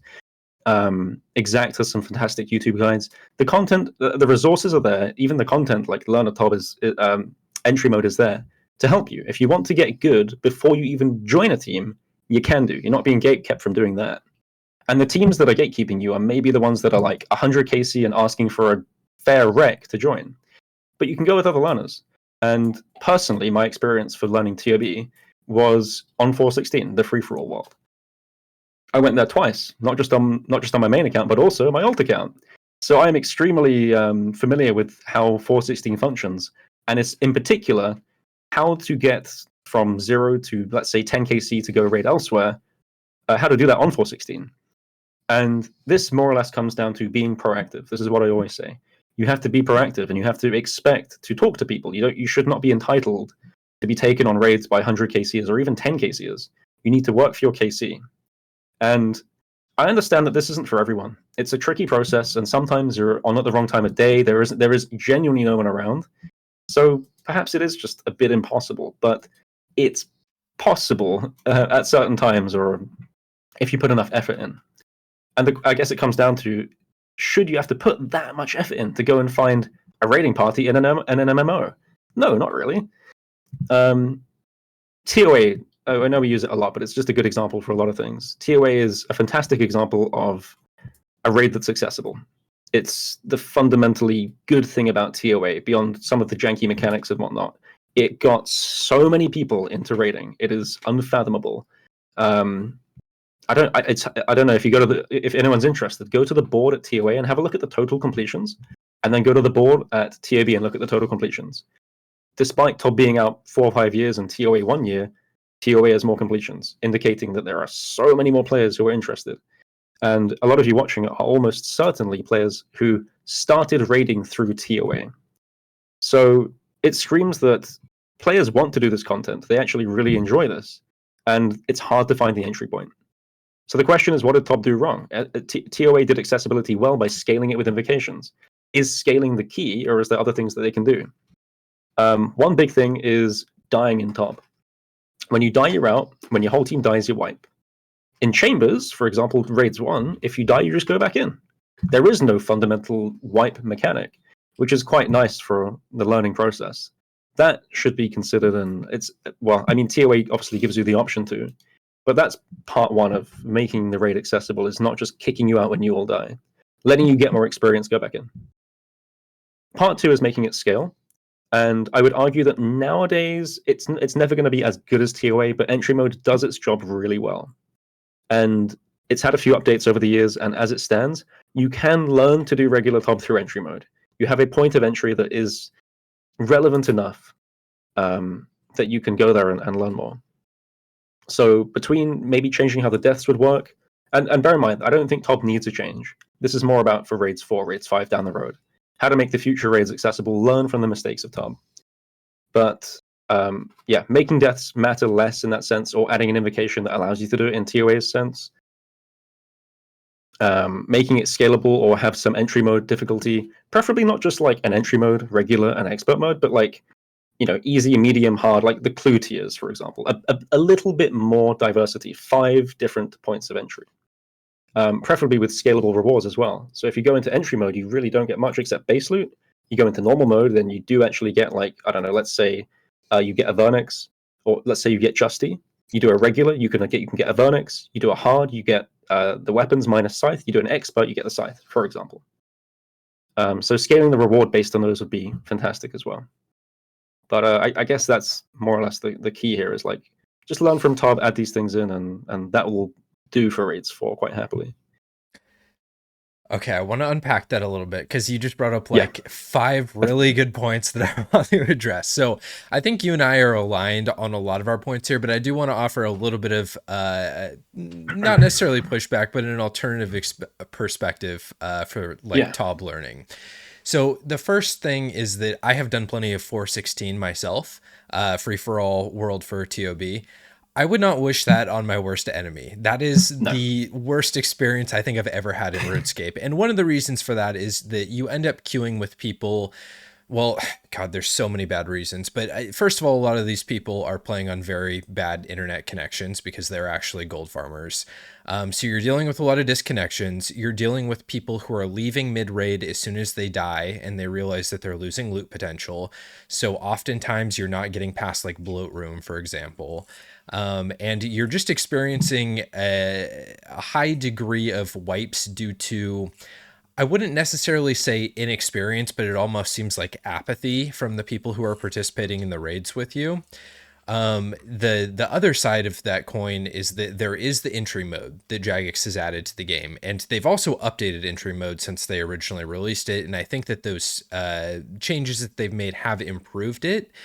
But I think that entry mode fails because even though it is teaching you the core mechanics of each room, it's not solving the problem of, I guess, players being able to prove that they are ready to step into a real raid with other people. And you're always going to find other teams, even if they're low KC teams, we're talking like 10 to 15 KC, they could see someone who has 200 entry mode KC and say, hey man, we appreciate that you have 200 mode entry KC, but you need at least 5 to come raid with us. So it seems like it's not providing that justification to get into the real raid. Thoughts on that? Yes, I somewhat agree that, like, even if you have 10 entry mode, I think players are more inclined to take you, but it's never going to be as valuable. Like, 10 entry mode is not as valuable as a 1 regular KC. Purely from a damage perspective, entry mode does not deal anywhere near enough damage to get you really ready. And while you learn mechanics, you don't know, like, the fear of Verzik. And you have to know this if you want to learn how to stay away from it or be aware to, like, eat up. And I mean, you can go into a regular one, but then it's the team problem. And maybe even a mode where you can solo regular mode and not get loot. Anything like that where you could get true experience would go a long way. But I don't know. I feel like this problem falls back down to making it soloable. If you make something soloable, people can prove themselves in solos. And if teams are more efficient, that's great. And I don't think every raid has to be soloable at all. But I do think that offering the option for it is reasonable and offers entry points. And if players can put their own effort in to get KC and prove it themselves, then that's great. So this is probably more of a team issue overall. RS3 and some other games also have taken a different approach to getting players into more challenging content by offering, I guess I would call it true practice modes. And the practice modes might be identical in difficulty to the real PVM encounter, but they'll give you unlimited retries in exchange for not offering any loot on completion, like you were just mentioning. Yeah, that is the How would you feel about a system that would work like that for TOB or for old school in general, where you can go in and whether it's for Nightmare, Zulrah, or TOB, you can go in unlimited retries, no punishment for dying, but no loot potential, just to get people familiar with the encounter? They have changed the system for the likes of Zorte, where now it's got a grace period. This is also true for TOA. I don't know about TOB, but maybe. And there's a grace period where if you die, it doesn't cost anything up until your first 50 KC. So it's not quite the same because it's still not soloable content for TOB, whereas Zorte kind of it is. You can go and you can just die repeatedly. And granted, you are using supply cost, but it's pretty minimal. At the highest level, it's maybe 500k a raid supply cost, and that is a lot. At the low levels, we're talking maybe 50k. And I think that's pretty reasonable overall. So Zorte has it. Let's say Vorkath has it. I think Tob has it, but Tob still remains team locked as far as getting that experience for solos. You're not getting past Maiden as a learner in a solo. So it all comes back there still. Yeah. I want to dive into the solo scaling because I think that's a really important topic for the community here, and kind of a long setup to this question, so bear with me for a minute. But a contentious argument that I see for Theater of Blood is that it doesn't player skill in the same way that Chambers and TOA do, and a lot of people want to see a soloable TOB. Now, I always see HLC people chime into these discussions and say, well, it is soloable. I did it. I just needed 500 purple suites and 2,000 hours of practice. And I think that's pretty clearly a bad faith argument because that's not a realistic, repeatable method, which is what people are asking for. The other common argument is that this is an MMORPG and we should have some forced group content, which as a standalone is fair, I think. But within the context of RuneScape, where pretty much every major PVM counter has some sort of solo option, I think that argument becomes a little bit diluted. So given the state of TOB right now, I'm curious where you'd stand on giving a scalable solo option that's maybe a quarter as efficient as doing trios or 4-man and does give rewards. It is an interesting one. There is a pretty diverse and fairly large TOB community that only does existing solos, and of course they are high level. And this is one of those things where if you leave something for multiple years, in this case nearly 5 now, I think it's extremely hard to change something if you're going to more or less demolish a community overnight. It may only be, let's say, 300, 400, 500 players in that position, but it still feels really bad. And much like the TOA, like, do we change TOA for the sake of fun? Do we change TOB for the sake of getting more players involved? I mean, arguably a better cause, but it still might be better time spent elsewhere. It's annoying because as a raid, as one of the major pillars of high-level content, maybe it is the argument that if you made it scalable to solos, even if it sucks to do solos, it might be a good idea.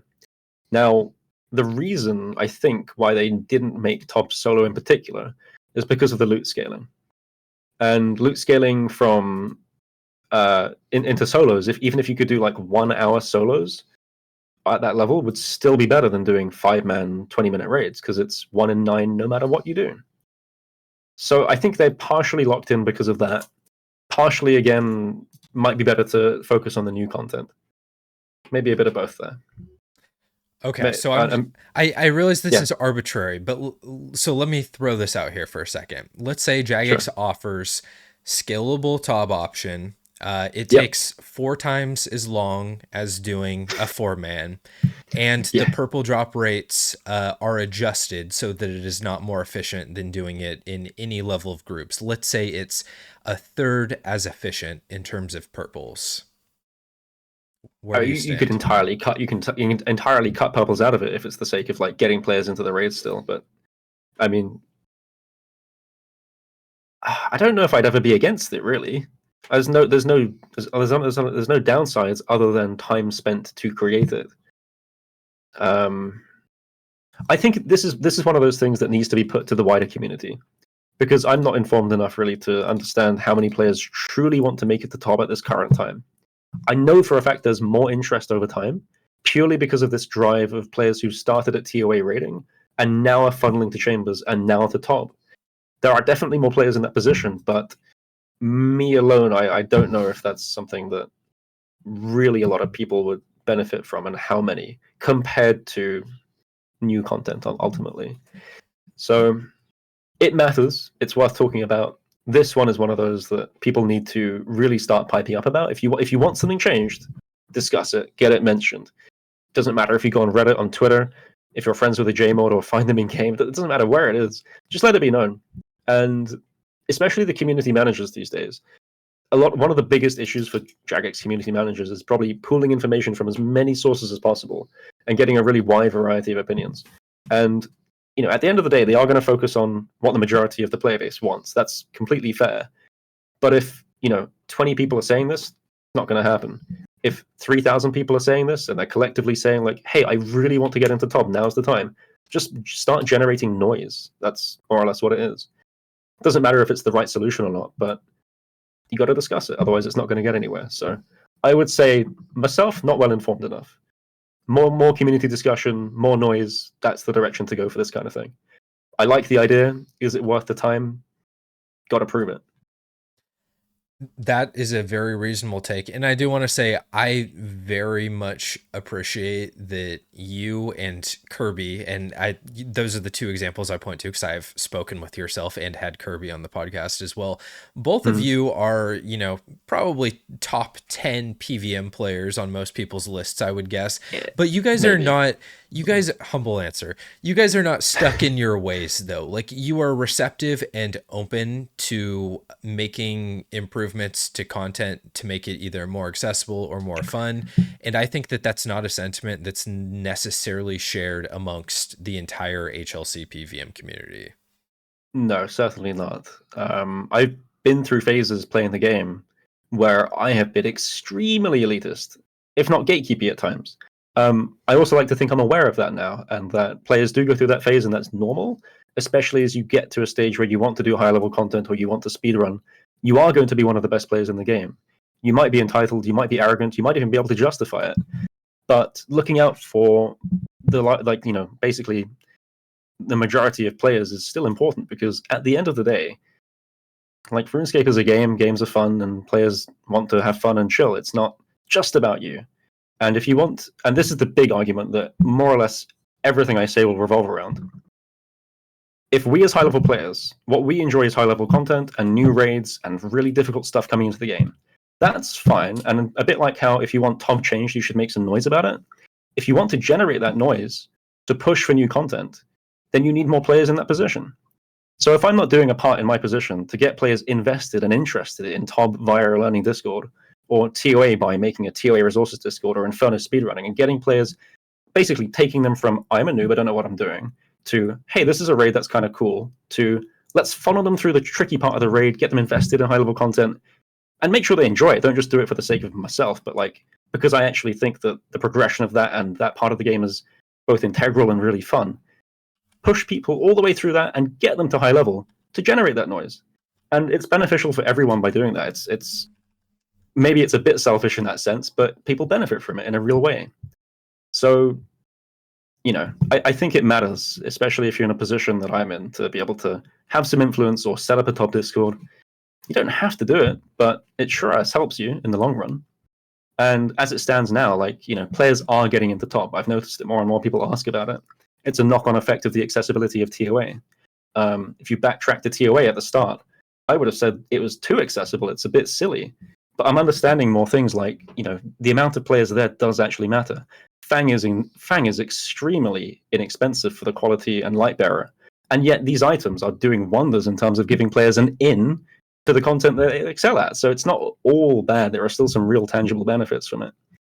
But it all comes around, and sowing some seeds in places to reap the rewards later on, completely fair, and again beneficial for everyone. More people should really do it, if anything. I mean, I know I'm still going, but the TOB Discord in particular is a really cool example of a lot of those players in that position who are understanding that this content is actually just fun, and it doesn't take much to get people interested. It just takes one learner raid to get people hooked on the idea that as soon as you get to that point and you really enjoy TOB and you see it what it's for, and you have a nice fluid raid, maybe you get a purple, maybe you don't, that hooks people in, and that gets people invested in the harder raid and the harder side of things and the progression for both your account and yourself. It's a really nice cycle anyway.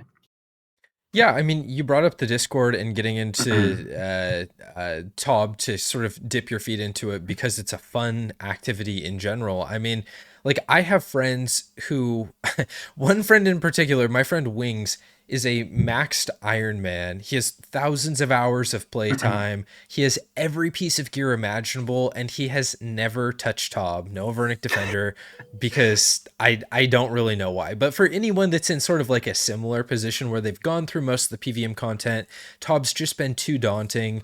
What's like your elevator pitch for getting someone to come try it out? Before Top Discord, it would have been harder. But now that there's an in, and you can just direct them there, you can. It doesn't matter. Okay, it doesn't matter what your in is.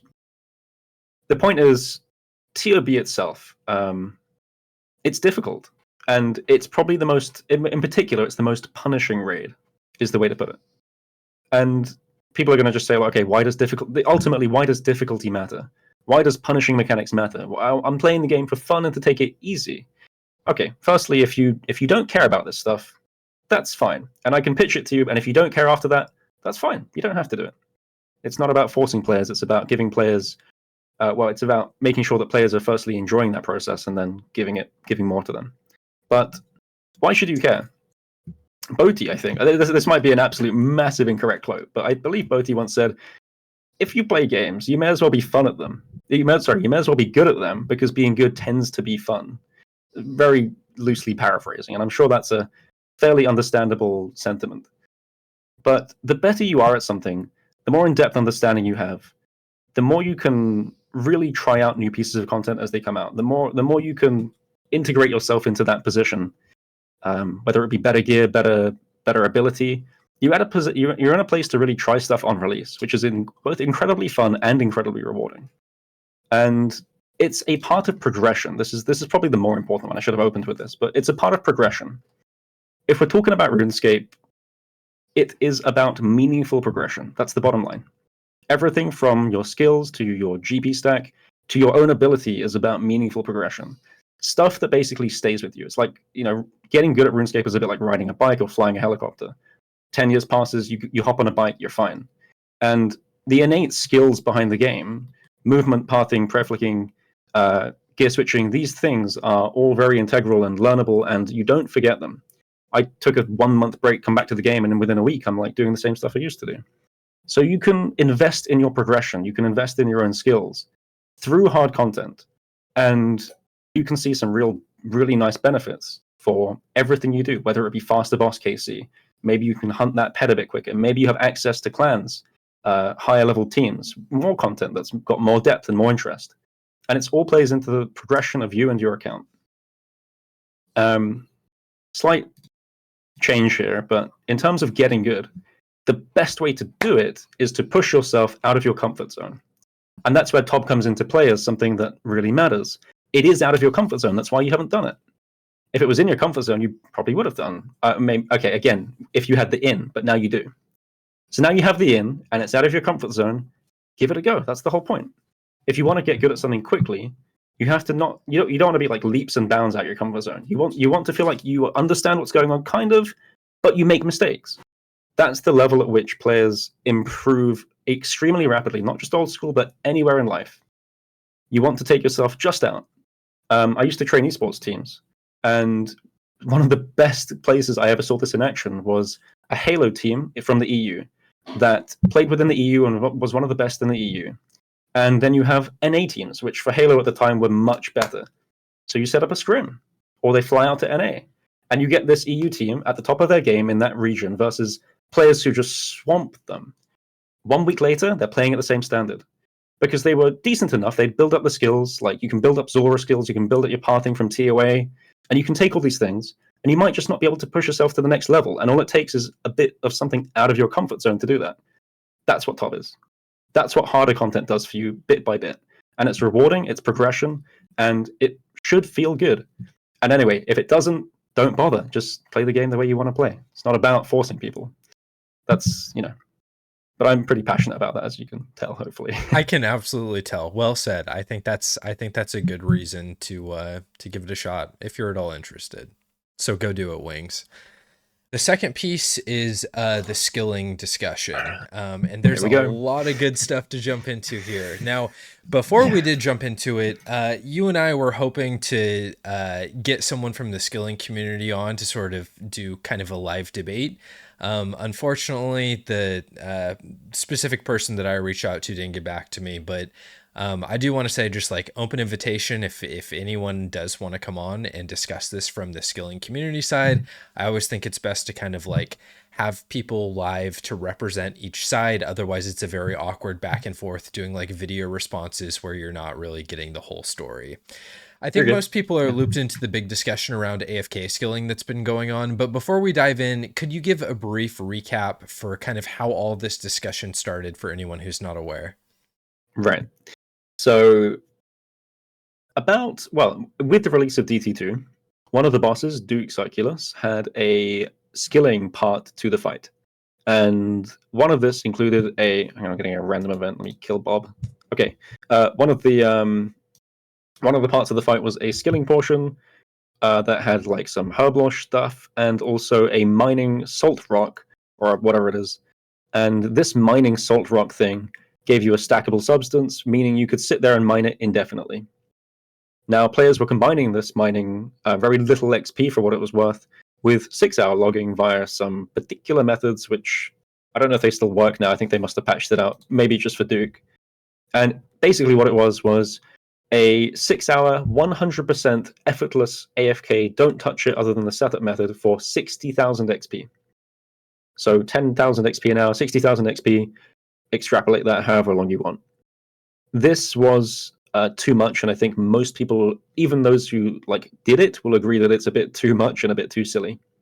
But after that got patched out, justifiably so, Jagex buffed star mining, which was an existing part of the game and consisted of stars falling in random locations across random game worlds, and having that be changed from if you're solo and teams come on and do the star, it depletes faster, to it doesn't matter how many people are on it doesn't deplete faster. This change has been kind of crazy because there was a Discord, and this is interesting to look at. There's a Discord called Star Miners that focuses on where these stars drop, community-based effort to locate them.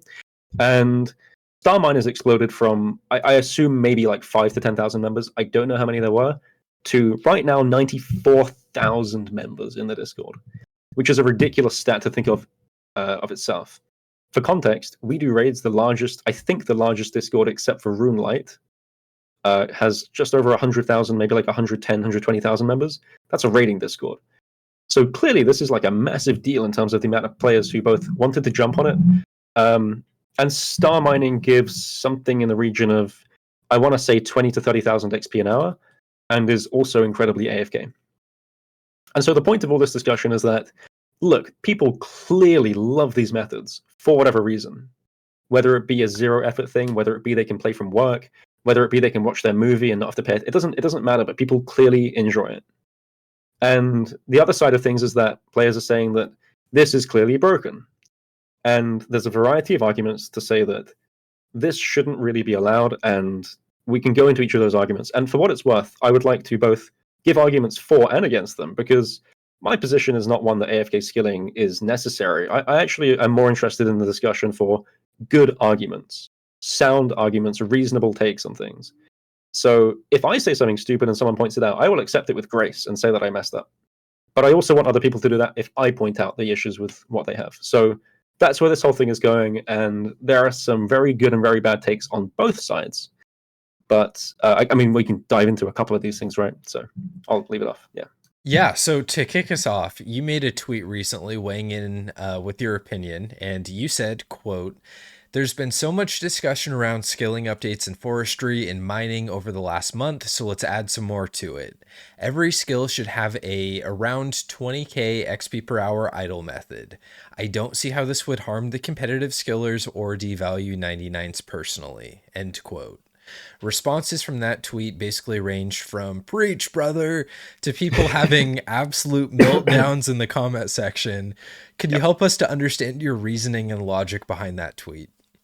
Yeah, the tweet admittedly is somewhat baity.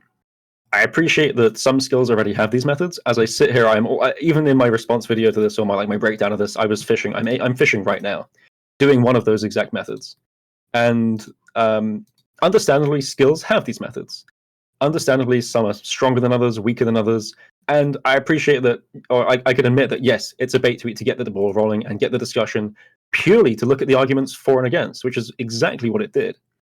Now, the annoying part of this, the really annoying part, is that I was hoping more players would come to an understanding that these methods are generally okay, but there is a balance issue at hand.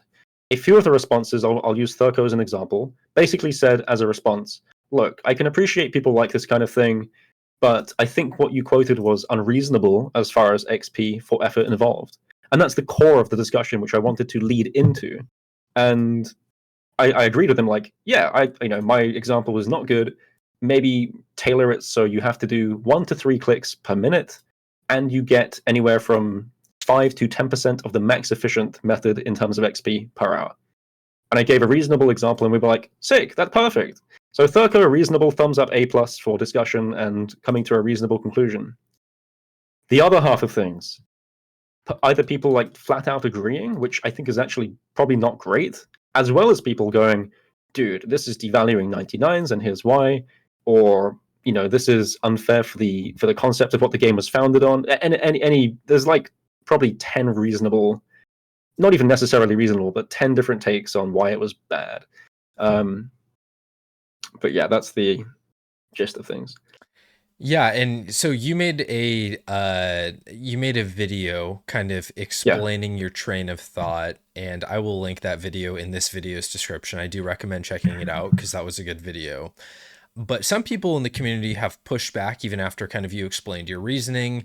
I'm gonna butcher this name. I'm so sorry. It's like Hebox Jong. I know it's a Dutch name. I'm so sorry, Max. He made a video responding to you.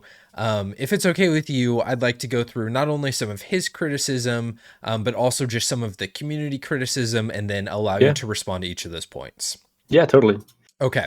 So again, for the people listening, these are not my opinions. These are just pieces of criticism that I'm seeing, and I want to give Aaty the chance to respond to. So first up, you're just looking at this through the lens of a PVMer. You're not trying to get a non-PVMer perspective here. Is that a fair statement or unfair statement? It's semi-fair. I am looking at it through the lens of a PVMer, but there is a reason for doing that, and I'll explain the justification, which is important. The game, originally when created, was mostly about skilling and basic skill progression. Understandably, 90 to 100% of the community cared mostly about skilling, because there was nothing else to care about. When PvP was introduced, or it may have been from the start, but not in a big way.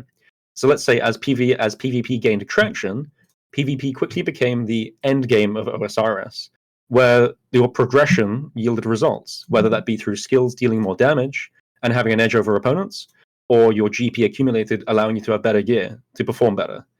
And so PvP took off, and we have people who are still to this day fanatical about PvP, much more so than skilling, because it was both more engaging, had more depth, and was more interesting. If we were arguing at that point in time, I would have made my arguments based on PvP. But we're not. We're now at the PVM stage, where the majority of players who do interact with the game on a day-to-day basis, I don't know if they would call themselves PVMers necessarily, but maybe a fair amount would.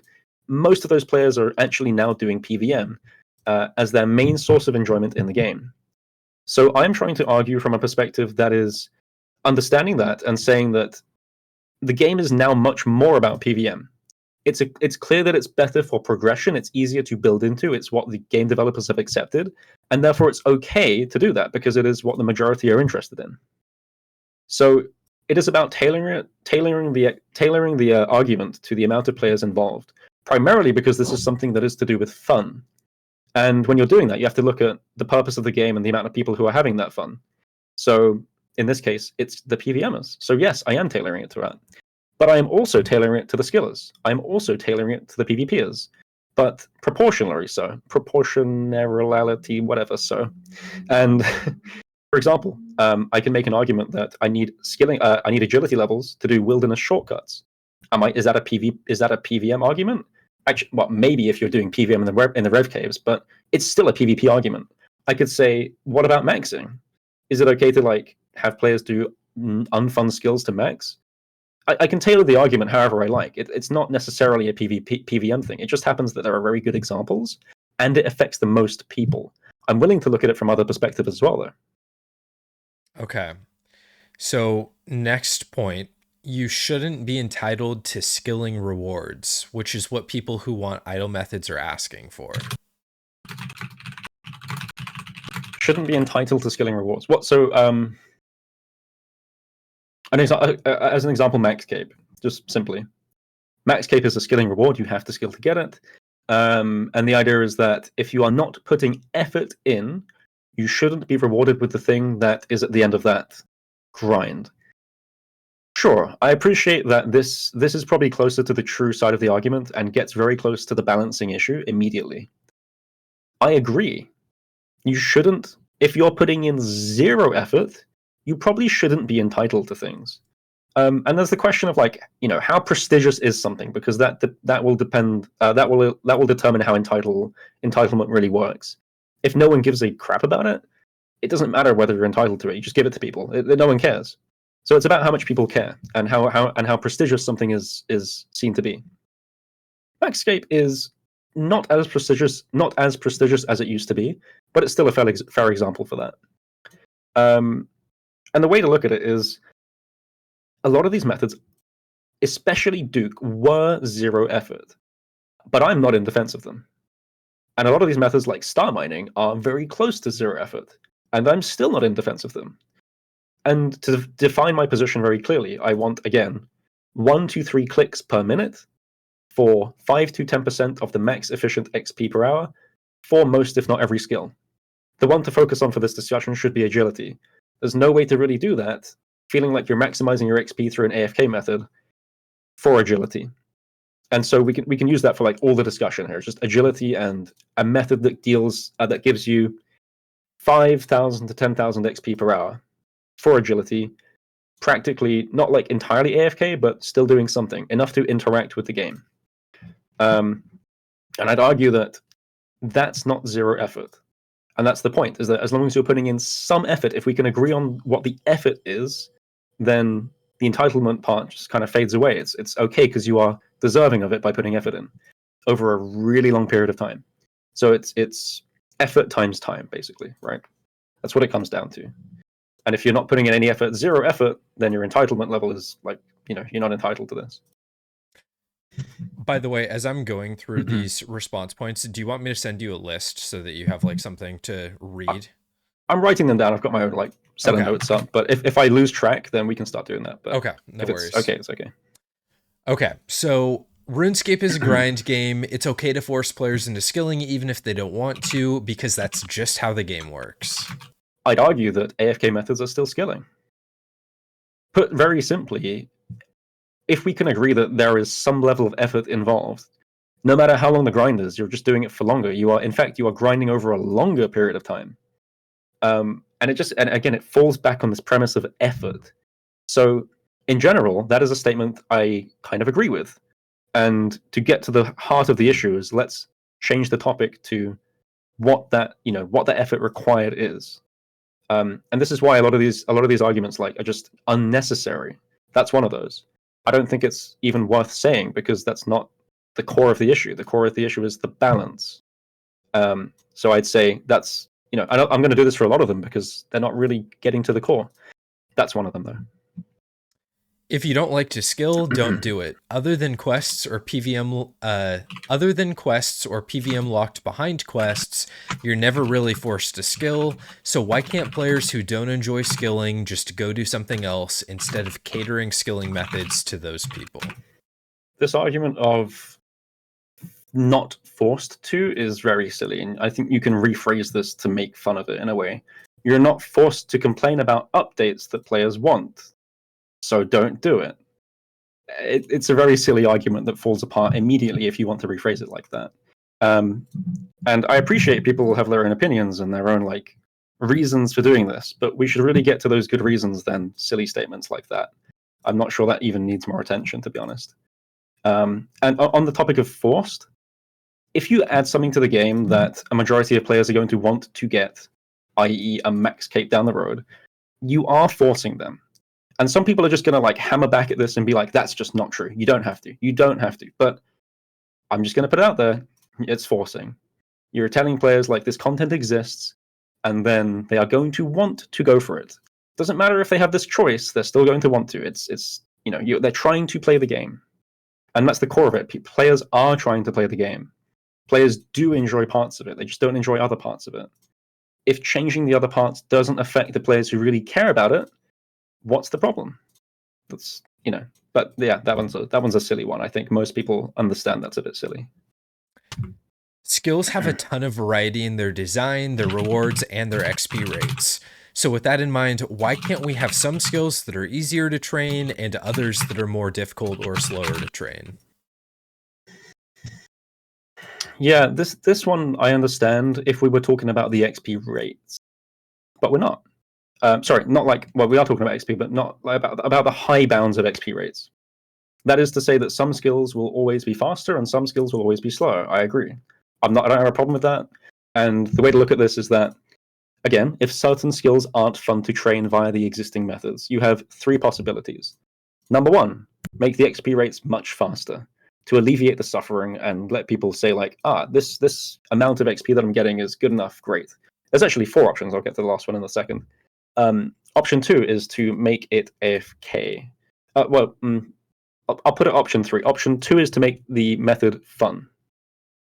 Make it really engaging. Sepulchre is the best example of this, and Sepulchre is more or less something that not everyone, but a vast majority of players who get into it really enjoy Sepulchre. It's a great example of a skilling method that is fun and still rewards only about 110k XP an hour at max F. It's not much, but it's fun. I did a ton of Sepulchre post 99 purely because it was fun. Option three is make it AFK. It's a simple, easy option. There are things in game that already do that for a lot of skills. Star mining existed; it got a slight buff. So instead of them redesigning a whole new reward for a new piece of content or skilling, they just make a tweak and it's done. So it's easy and it's convenient and it pleases people. Granted, and yes, it is the easy option. Yes, the better option is to make more things like Sepulchre. But between dev time and ideas maybe not quite working out, AFK tends to win a bit over that.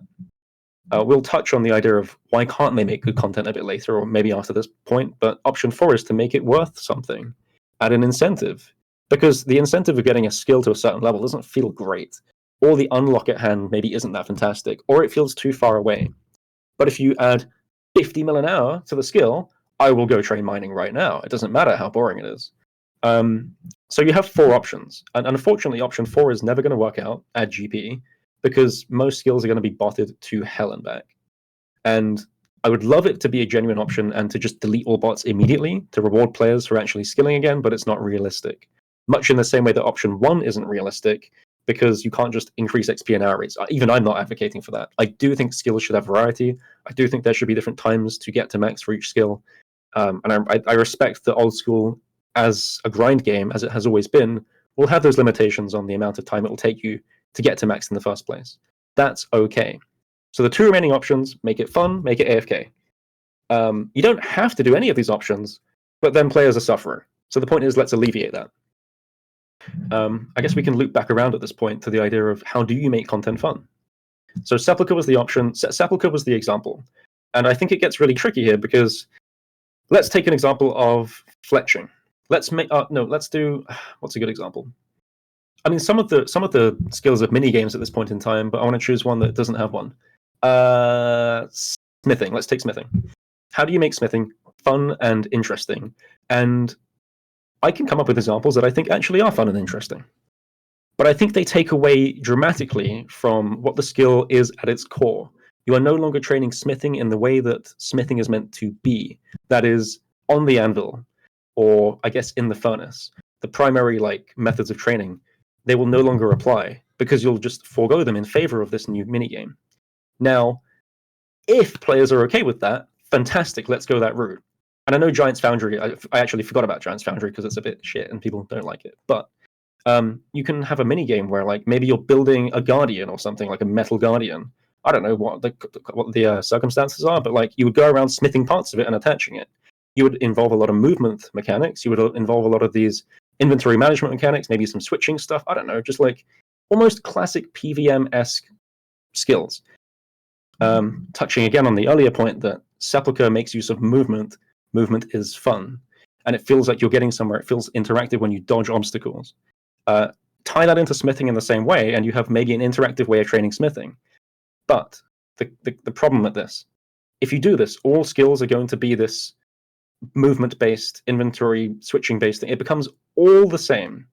And I grant that we play like a clicking simulator, but the more you stray away from these, the more you stray away from these core training methods, the less it's going to feel like the skill you're actually training. I think there are some good compromises. For example, in Guardians of the Rift, you still feel like you are sort of crafting runes. You are interacting with the rune crafting altars in a way that feels good. And Guardians is generally seen quite well. Wintertot, you are still cutting logs and you are still burning them. It's just slightly different from making lines of fires. So there is some level to incorporate the base skills into minigames. Maybe that's a great way forwards. But how doable is this for all the other skills? Is it really worth making all these skills fun? And more importantly, what is actually fundamentally wrong with having AFK methods? Despite all of that and the fact that you can do that and maybe it will come into the game over time, what actually is bad about AFK methods?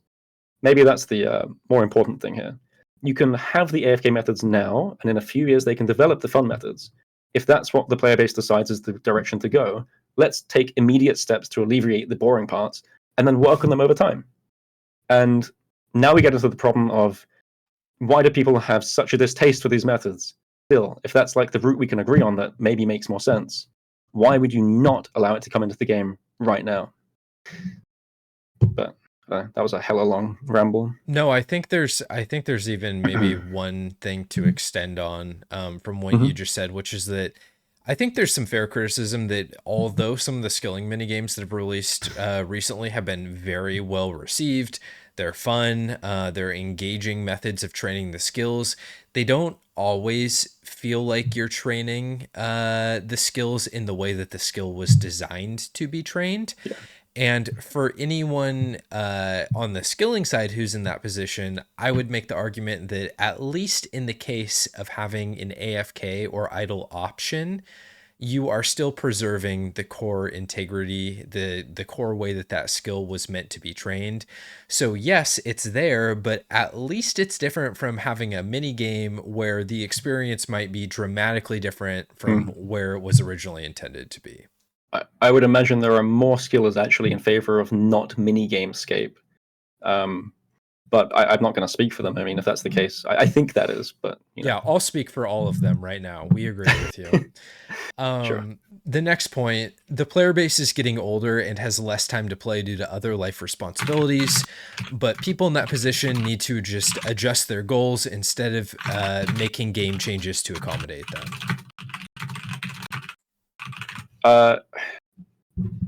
Yes, and I think people do. Otherwise, you would not be able to get on with your life, for starters.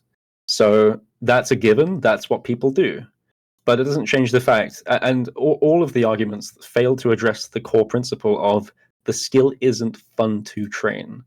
And it will always come back to that. If it's not fun to train, it's about making it more fun. I'm not making the argument. So yeah, this is the one. I'm actually not making the argument that people are getting older and have less time to play. I've never even said that myself. So it's a straw man. You're making up something that you think suits what I'm trying to say, but just address the one topic of it's not fun to train. And if they do that, then I'd be able to, have some real discussion with it. And again, go back to the idea of it's about balance rather than some random straw man like that. And a lot of these are straw mans and it doesn't matter. We can still address them. That one is a bit of a silly one. People do adjust their time to play. You have to, or you won't be able to function as an adult. That's just the case. So, I don't know. That one's a silly straw man, I think.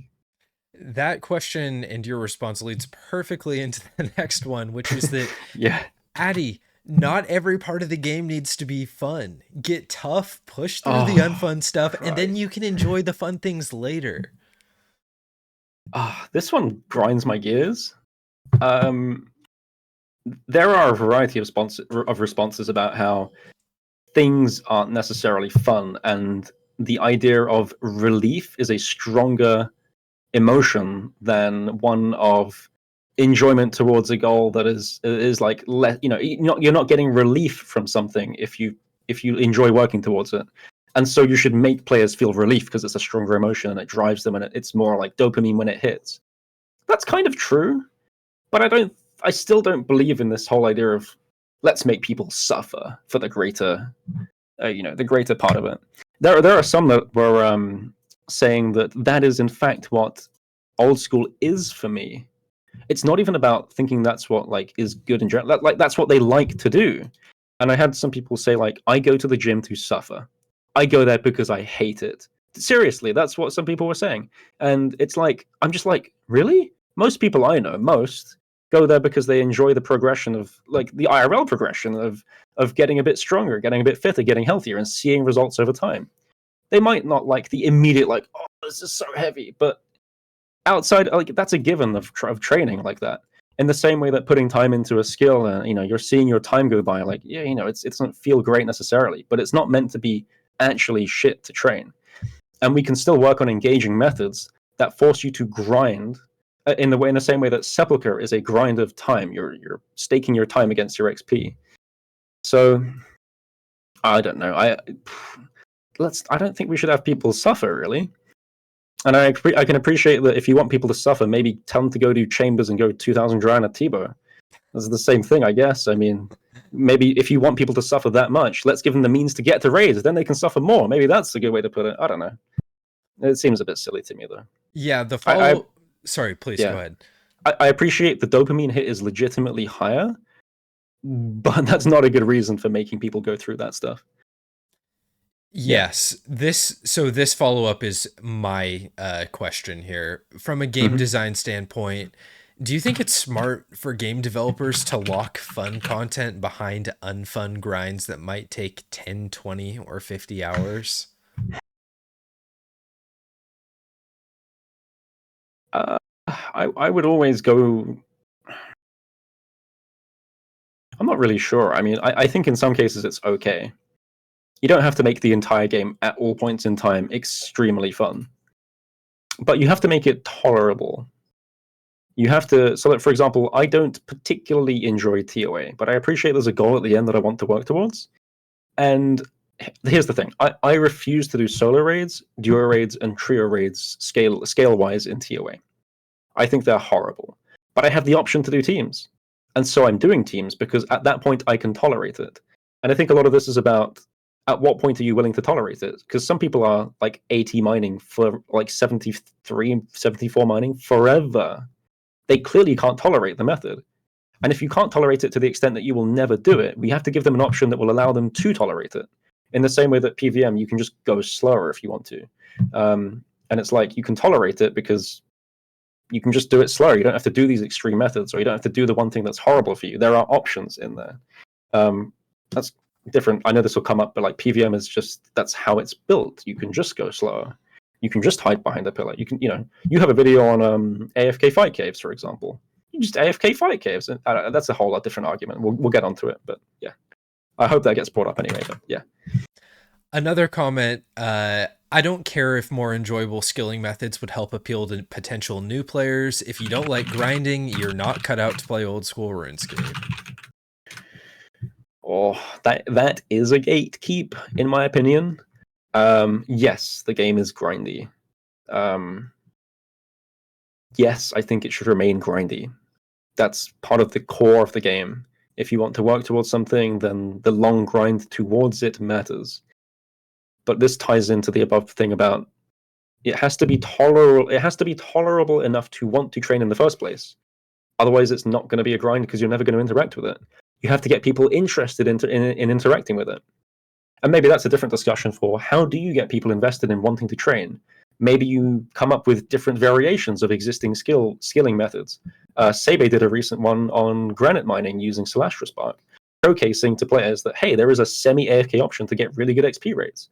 That's a push in a good direction to get players invested. That's something the skilling community maybe needs more of. But if you can't do that, or if the skilling methods don't allow for that, you still have to create the new ones that do. Make it just tolerable enough that players want to train it in the first place. RuneScape was built on skilling. By adding more AFK or idle methods, you're changing what made RuneScape RuneScape. RuneScape was built on progression. Skills were the means to do that. Nowadays, we have different means through PvP and, more importantly, PVM. This goes back to the very first thing I think I said at the start of this conversation about how PvP and PVM overtook skilling as the core means to make progression to your account, as well as yourself as a player. This doesn't deny the fact that skilling has a lot of it. It just says that PVM is a bigger part of the game fundamentally. And I will always defend that the beauty of the game is actually meaningful progression, seeing numbers go up, seeing that progress be permanent. That's something myself and all the skillers agree on. It's like, because your progress inherently stays forever, it matters so much more to you. And that's true for PVM as well. That's true for KC. That's true for boss pets. That's true for collection log.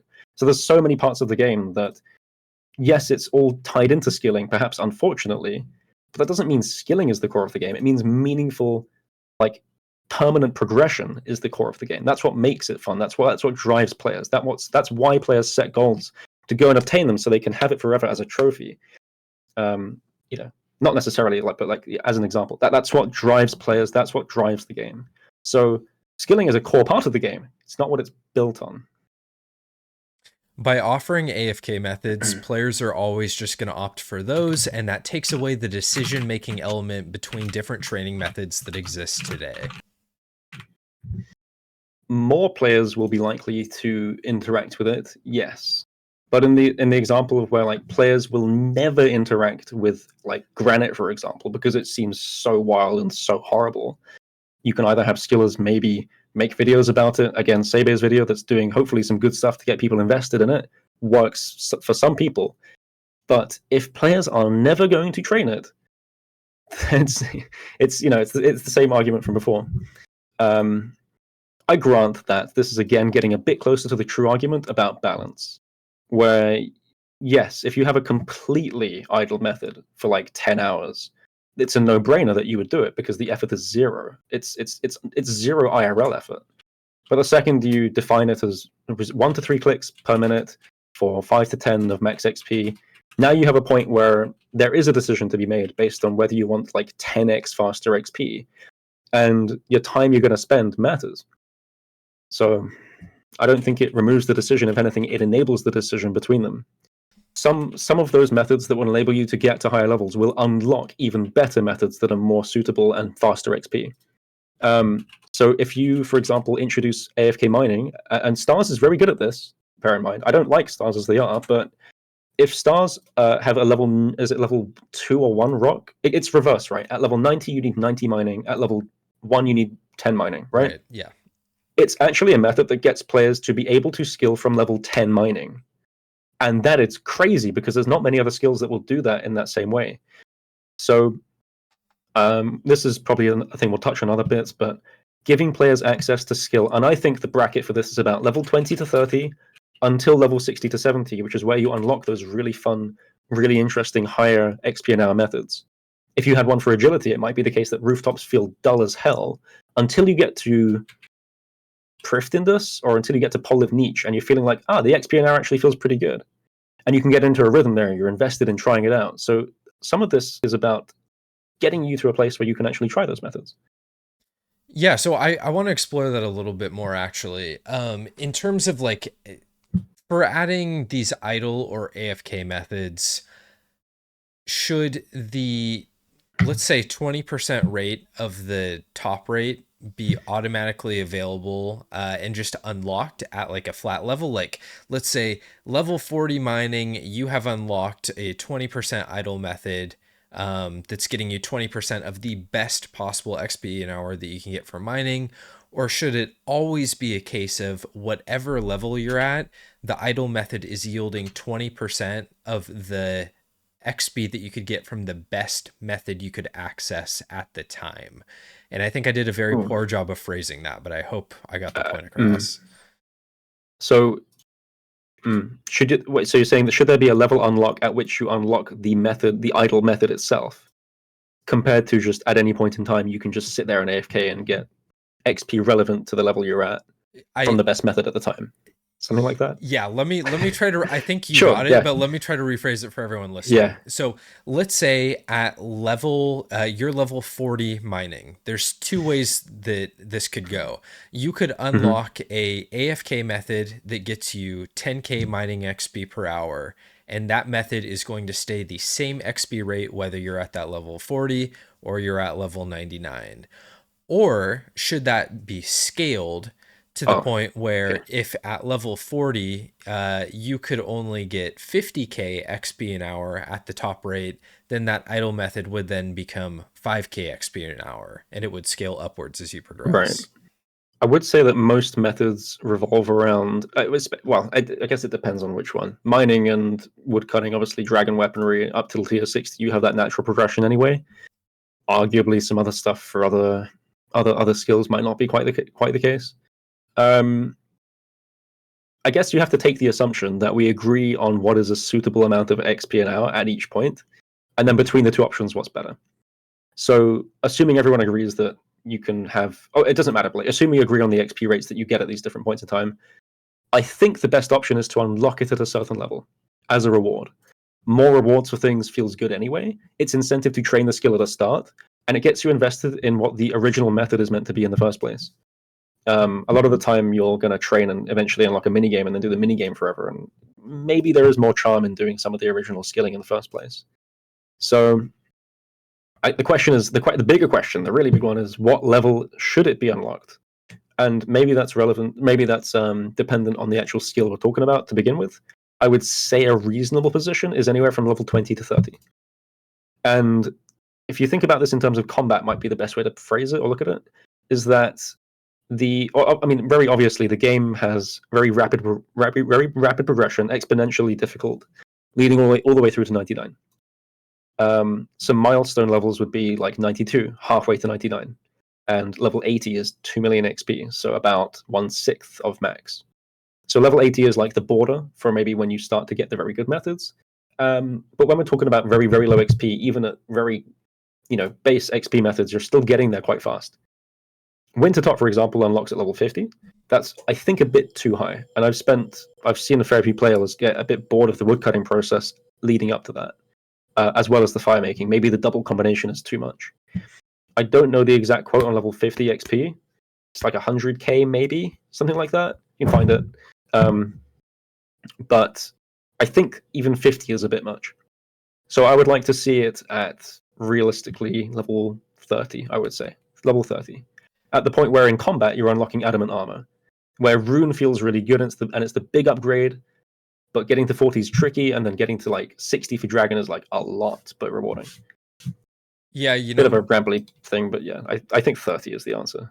It's funny, you said 30 to 40 and my knee jerk was like, oh man, that seems way too low to me. Yeah, it but does. then you put it in terms of 50 fire making for Wintertod, and I mean, I have done that grind on 10 different accounts, and Yeah. I can tell you it does feel like a very unengaging, tedious, and unfun grind that you're doing. I don't know how long it takes. I mean, it's a couple hours, but that's for a fast skill, and Yes. it is very boring. You're right.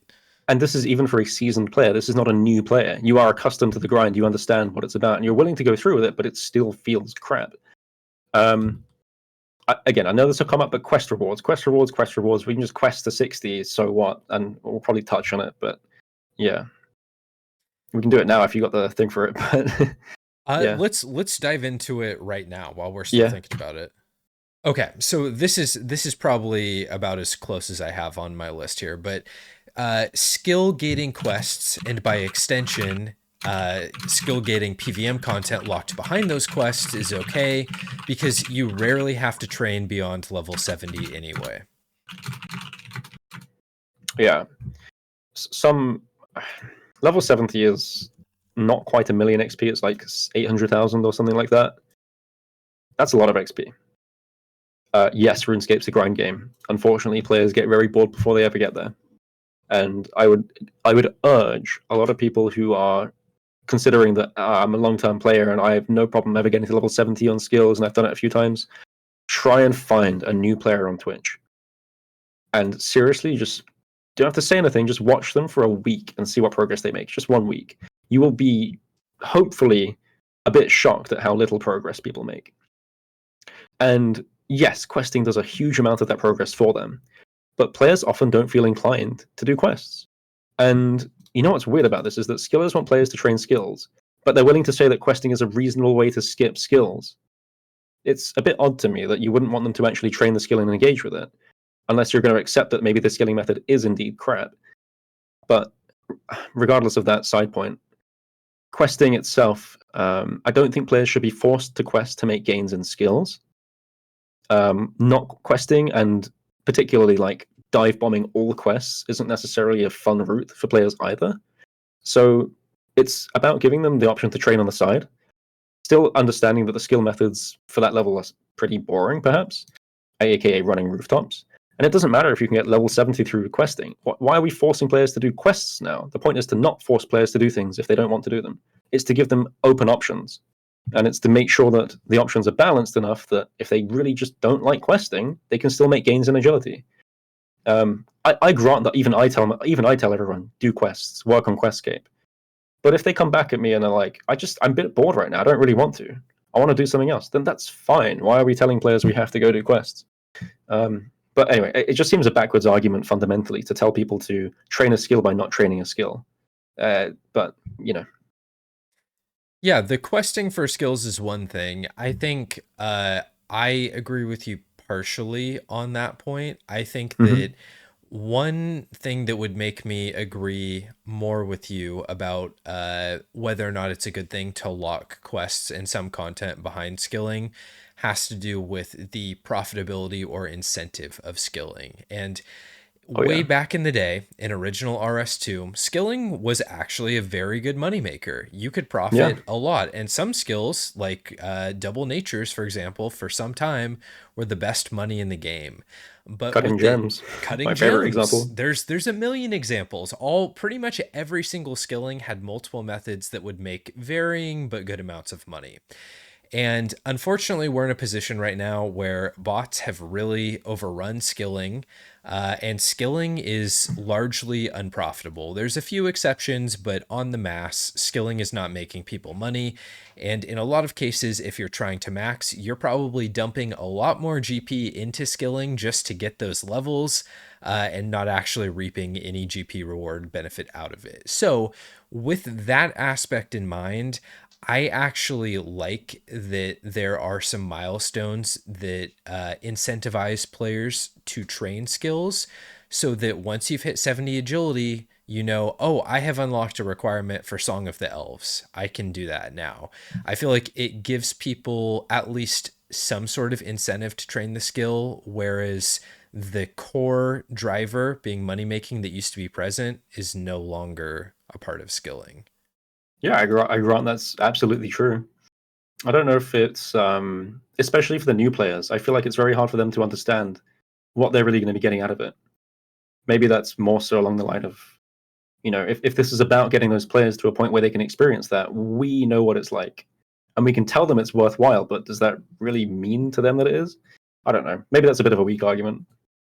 How do But we make I think people that's, want a skill, though? yeah. Like, what do we change? There's that 4 options, right? Faster, AFK, more GP incentive, and I forgot the last one, but there's, you know, more fun. Any of those things. You can add unlocks to that, but I guess you can change GP to incentive if you like. Yeah, I mean, my follow-up to that was going to be, is GP incentive really on the table with botting right now? And again, maybe a year or two ago, I would say, well, yeah, definitely at higher levels, but we have bots doing like blood shard thieving with 200 mil experience. We have bots doing nature runes. There are bots doing everything. Someone showed Kriskies has a friend, no names, I don't know the name, but there's a friend running 20 TOA max level complete Blood Torva kitted accounts that are fully botted from level 1. 4 billion GP a day. What are you going to do? Every facet of the game is bot. It doesn't matter what it is. Inferno, TOA, Chambers, TOB, I don't know. It doesn't matter. Bots run it. We have to accept that, more or less. They're not going away, but it's scary as well. But yes, fundamentally, we have to accept that GP and our methods from skilling won't really cut it. You can't offer that as an incentive. So offering unlocks might be the next best thing. Whether that be the quest that you can now do, so that you can make a good money maker from that, or, you know, whatever it is. That's not the skilling. That's not the skilling. That's the GP. That's the incentive from the reward from whatever you're getting. That might be one of the strongest arguments behind skill gating quests in particular. No, I think so. It at least gives some sort of purpose. I mean, there's varying incentives across skills. Like the construction, for example, is probably the best example of a skill that gives you a tremendous amount of utility as you progress it. But then there are other skills like, fire making, for example, where you get really nothing out of It's it. nothing. Okay, so jumping back over to comments here. Somebody said, this is a slippery slope. People are just going to continue asking for easier and easier methods, and eventually we're just going to end up with 80k XP per hour AFK methods. Yeah. My piece on this is that this is a doomer argument. This is expecting bad things to happen. And I had a conversation with a few people about this, and it was more or less one of, we as the skilling community have not seen things that make us confident in Jagex's ability to balance this over time. And I don't deny that for them, that is exactly the case. So this is an argument that I can't really refute in terms of what they believe. They believe that firmly, and that's their right to do so. But I will say that Jagex has done a very good job of keeping old school, and the player base count has been rising. So maybe old school can continue to do that, and maybe that's okay. Like, you have to accept there are going to be some small concessions to make along the way. But if the game is overall getting better and people are enjoying it more and playing more, this overall isn't a bad thing. I grant that if it went full RS3, 2 million XP an hour in every skill, or 500k AFK XP an hour, we got some problems. But no one, including myself, is arguing for that, and I don't think many players coming into the game want that to happen. Some power creep for skilling over time is acceptable. Some, very small and some. But they've been very careful. I mean, the AFK methods, yes, they exist, but the high bounds of each skill XP an hour haven't really changed for a long time. Beyond, like, I don't know, a range XP at the Zebak or something silly that they do actually end up patching because they care about it. It's one of those core things to the game where they're really never going to change it. They're really never, as much as all of us hate, not all, but most of us hate polling for a fair few reasons. Not going to dive into it, but a lot of us hate polling at the high level. They're not going to get rid of it. And it doesn't matter how much we complain for years on end, many, many years now on end, that some of these things we don't like, it's integral to the game. And that grind, that XP rate, that constant, like, 4,000 hours to max won't change. But adding these methods won't do it either. So it's not going to make it a faster time. It might make it a slight bit less annoying. Not a bad thing. Every skill is in a good place right now, and it does not need a wider variety of content. Why are there 100,000 members in Star Mining Discord? Maybe that's a good pointer.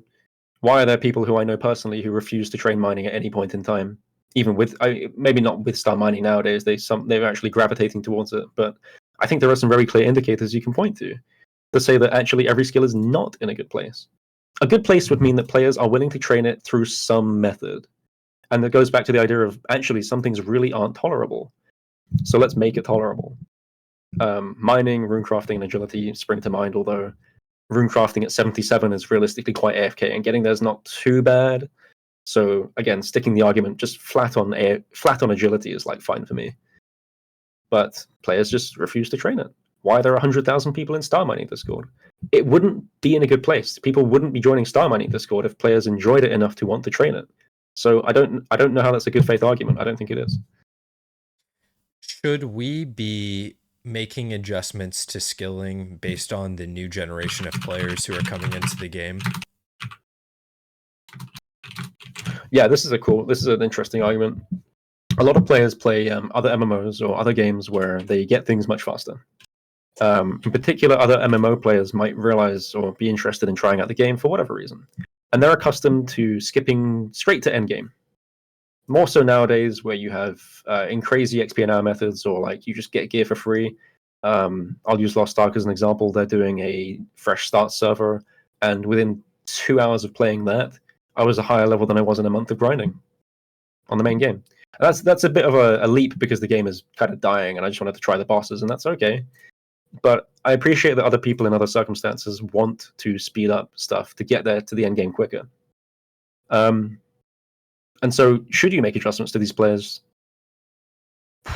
Maybe. I'm not convinced that we should be doing it, but I am convinced yet again that the skills should be fun to train. back to the original idea, this is a bit strawmanny. This isn't the fundamental problem here. So I don't know. I'm not really for it or against it. I think we should improve skills so they're fun to train. And we need to get them to at least the point where they're tolerable to train so that people engage with it on some level. Doesn't matter where they come from, doesn't matter in what case. I guess that's the same thing as it was at the start of this. Same reasoning. I'm going to get up on my soapbox for a second. Yeah. And yeah. I'm going to give a personal anecdote here. But I guess, first of all, to set the stage, I play old school to PVM. That is what I enjoy in old school. I enjoy playing in Ultimate Iron Man, which sounds a little bit weird because that's slowing down the progression. Everything's slower on an Ultimate Iron Man. But ultimately, PVM is what I enjoy. I do not enjoy training skills because I do not find skilling fun. I recognize that there are people in the community who do find skilling fun. I'm not one of those people. We recently had a poll where they pulled a brand new skill, sailing, right? And in polling this new skill, my knee-jerk reaction was, I do not want a new skill to have to train. I hate skilling. Skilling's a means to an end for me. This is just going to be something else that I have to grind. But I also thought to myself, bringing in a new skill is going to bring in a ton of new players. Just from like a game growth and marketing perspective, this is something that is ultimately, and I think objectively, going to be healthy for the growth and trajectory of the game. And ultimately, I voted yes for sailing. And that's not to say like, look at me, I'm putting, the game's needs above my own. Like, I'm not trying to give myself a pat on the back here. I'm saying that I think it's really easy to hyper focus on the aspects that we enjoy as individuals in this game. But ultimately, if we want RuneScape to stick around, you have to be willing to accept some level of change and some level of catering to whatever the current gaming market is. Otherwise, you're just going to bleed players and you're not going to be able to onboard new players. So that's my soapbox moment for now. There was a period of time where I believe old school nearly died out up until they started adding a massive chunk of it, potentially, well, not potentially, but PVM updates. So, I mean, it kind of was on that downward spiral. And it's only when this next level progression of getting good into PVM and this new horde of content came out that it started to rise. If the point is that like players don't want these updates, aren't willing to make these compromises to the extent that they're okay with the game dying, I mean, we're not playing the same game. I don't want to have that conversation with those people at the end of the day. I'd rather seek for a better middle ground than really just accept the game is going to die if you don't get updates. You need updates, fundamentally, is what that's all about, though. And it's okay to have them, it's okay to discuss them, but don't just flatly deny that they're bad or useless or take away from the game when they do much more than that. This next one was one of my favorite responses to you. I'm ready. Okay. We should offer idle PVM methods so people who like to PVM can still get the benefits without having to focus on it. I love this because it is so silly. I'm going to half leave this to you because I know what's going to come, and I've touched on it earlier. But PVM has this inbuilt system where if you want to go slow, you can just do that.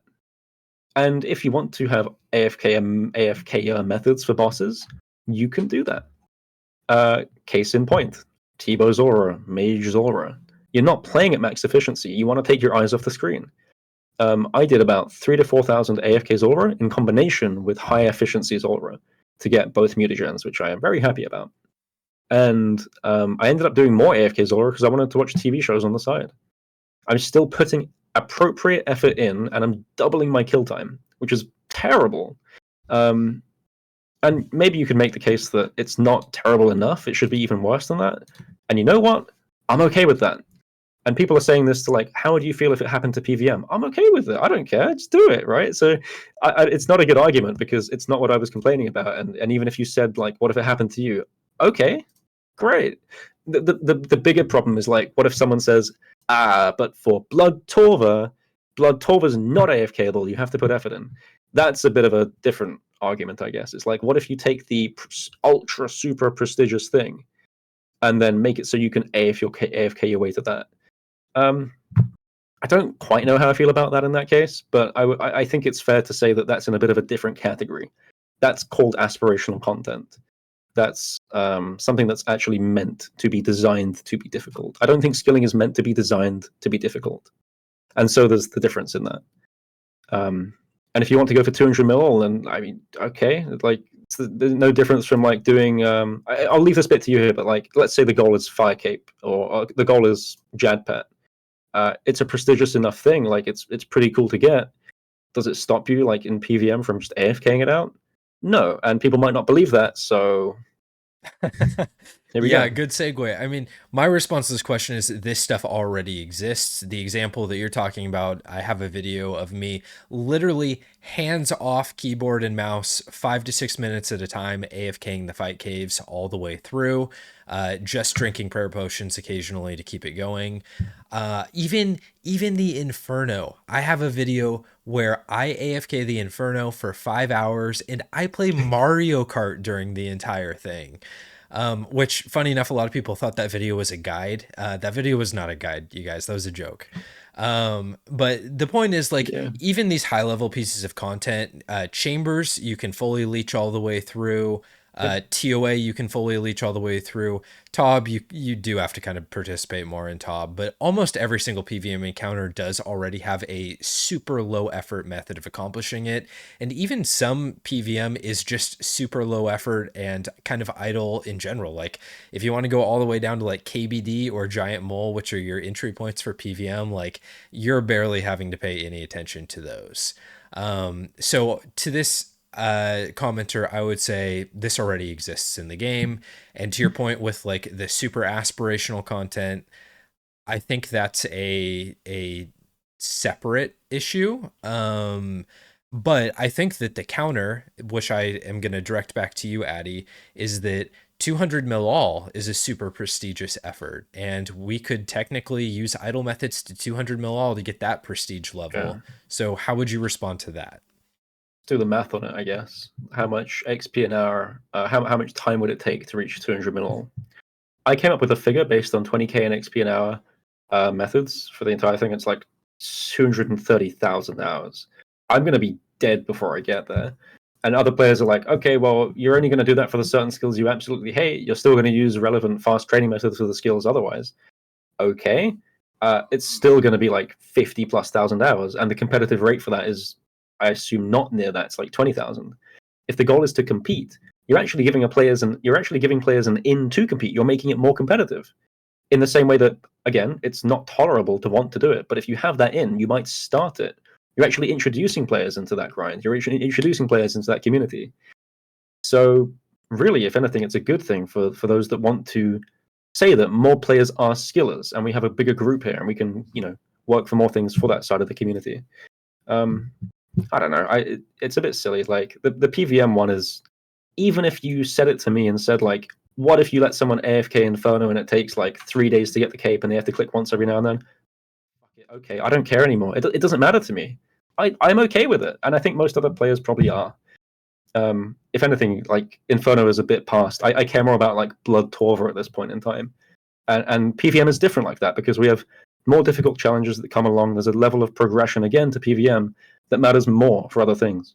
So screw it, Inferno. I don't care anymore about Inferno. I care about Blood Torva right now, and in a few years I'll care about maybe Colosseum.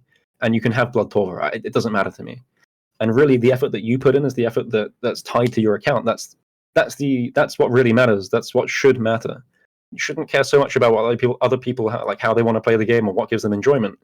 And really, you should care about only offering a method that gives them an in and gives them a starting point to want to do these things. AFK Inferno, have it. Give us 10k XP and hour agility instead. Not my problem. I just had an idea while you were saying that I just want to throw out there. Mm-hmm. What if you could sort of like look at a player's stats and not only see what level they are, but see how many hours they have spent doing that. And then that would be a EHP. very Okay, fair point. I guess, I guess you Yeah. can already look at that if you've opted into it. But let's say it was built into the game, and you could immediately tell if someone, was 3 ticking granite all the way to 200 mil versus mining stars. Like, do you think that would maybe solve some of the prestige arguments here around skilling? Leaderboards based on EHP, I think, would be quite appealing to a few players. Um, I don't.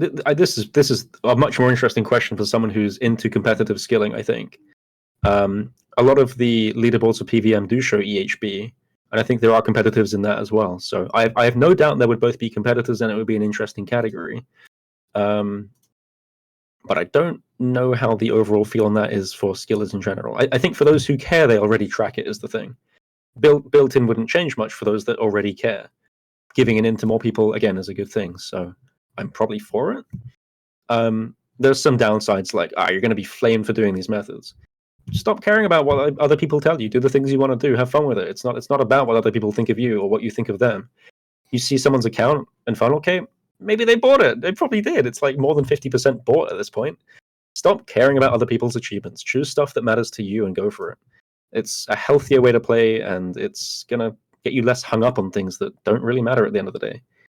So I know it's like tough advice to follow because you do care what people have and you do care what people think of you, but you can begin to separate, and certain things you can over time just let it not matter a little bit more. It takes time to change your view on this, of course. But yeah. So I have one last comment to go through, but it's a two-part. So Yeah. first, to set the stage, agree or disagree, skilling Okay. requires skill. No. My gut reaction is no. Okay. Skilling, and we should probably define what skill is to set the stage here. So what do you mean by skill for skilling? That's a tough question. Yeah, I was right. not prepared for a follow-up question. I would say This is entirely subjective. I would There's say no right my answer. definition of this would be like mechanical skill. Because there's Yeah. repetitive actions that you're repeating over a long duration, and you could argue that that is skill. And then there's also variety in your mechanical responses and how you're having to react to a piece of content. I grant there's skill if that's the definition. I think for the average player playing the game, skill is a non-factor when it comes to skilling. And it's more about the time you put in, which is what people truly care about. It's once skilling becomes competitive, does it become a skilled activity? It's funny using the words together like that, but I think that's more or less how it goes. I don't care how, like, for example, PVMers play the game. I don't really think that PVM is particularly high skilled until you start to care about it. And so this is maybe the big reason why people get so defensive and care so much about it, is because you're already in a position to care. You are in that position where you do value it and you do consider it to be skilled. So you are annoyed when it gets taken away. But for those that don't care or are getting into it, it's not a skilled activity, and that's the majority of players. In the same way that the majority of players don't give a shit on how much. Well, okay, I was going to go for a bad example, but the majority of players don't really care too much about how you choose to PVM. That's up to you. That's subjective. That's entirely fine if you choose to go slow or go fast. And in fact, for the longest time, it was considered like a bit strange to want to go fast for Inferno, or for a lot of other skilling stuff. Like the speedrunners are the weirdos of the community in both sides. If you're skilling or PVMing, you're still strange to the bigger player base. So there's skill, and it's subjective once you hit those points on either side. This isn't like a divide. This is just like a scale for each. It can be one or the other. And when you hit that, when you begin to evaluate yourself, you will say there is skill. But for the average player, they might loosely understand there is some there, but not care about it. And that's more so the issue. And the follow-up to that is the difficulty of skilling comes from the hours that you have to put into it. Having limited methods to train a skill and skills taking a long time to train made achievements more impressive, especially back in the day. AFK methods undermine those achievements. Yeah. This is an interesting one. And the way I was looking at this, in my brain had formed some weird analogy where Max, in his video, often used this idea of a hurdle or an obstacle in the way. and I was understanding this obstacle to be a literal hill that you have to choose to climb or go around in terms of an AFK method. But that's not quite right. The idea here is that you can choose to go up the slope at a different incline. It's not about going around. You are taking more time to go up it. And this slope, this actual definitive slope, can be defined as effort times time. So you can go up very quickly with high effort and low time, or you can go around, or not around, but like, you know how like if you have a cliff, you can just like zigzag up it. That's the equivalent of doing the AFK method. You are still climbing it. You are still putting effort in. You have to put the effort in to get up there. But this goes back to, do players consider it effort, or is it just zero time? Because I agree as well, if it's zero time, that would be like not being present for there. That effort part is gone. So this whole argument drives back again to the idea of what we can decide on is appropriate effort for reward. But I think the analogy is not quite right. It's not about skipping it. You're still going up it if we decide on what's fair. And so let's get to that discussion with the skillers to decide what's appropriate, and stop denying that's an acceptable route, I guess. I like that way of looking at it. That's a good analogy. Yeah. That's all the comments that I had, maybe some of the most contentious or most frequent comments that I saw come up. I imagine you may have a few other points from either Max's video or from tweet thread that you might want to respond to.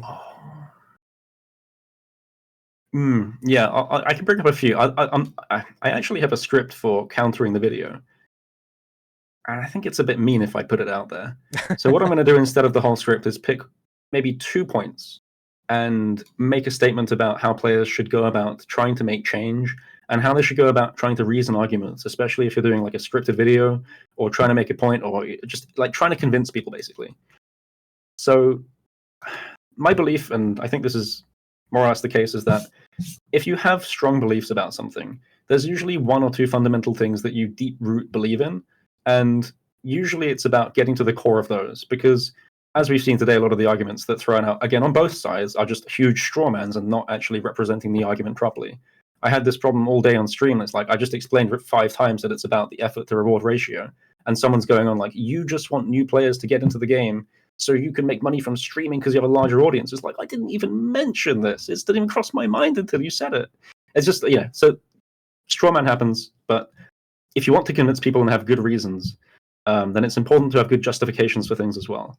Understanding what that really means and how that ties into things is super important just for everyday life, not just old school. And I care enough about it to be careful about how I phrase things, word things, and in discussion, I'll often ask for clarification or definitions, as I did with you earlier. So more players need to do this to begin with. And when you have a responsibility for making videos and things like that, you can't give players strawmans. You can't give players bad reasons for thinking things. And you have to, secondly, approach it with a critical mindset. So that is to say that if I propose something in defense of skilling methods for whatever reason, I best be sure that's actually true, and not just like dive bomb into thinking that must be the case, because then people are going to repeat it. So once you teach someone something and you give them a reason about something, whether it's not true or not doesn't matter. It's going to be really hard to undo that work. And as a community, for anything, you should be very careful about how you teach people stuff. So I word stuff very particularly, or I try and go back, or I will completely deny what I said, or not deny, but like say I was wrong about something in particular. So I'll get onto the example. I'll just take a screenshot of it because maybe that's easier.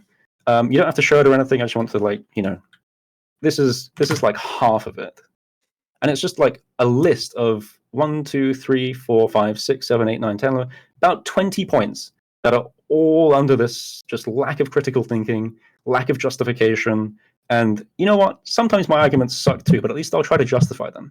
If someone does a better job of proving that it's not the case, I'll accept it. And people in this position need to understand that that's a really important thing when trying to both convince other people and get towards sort of a truer statement. It matters, and maybe that's like doesn't matter to everyone, but if you're going to go down the route of trying to convince people, do a better job of that.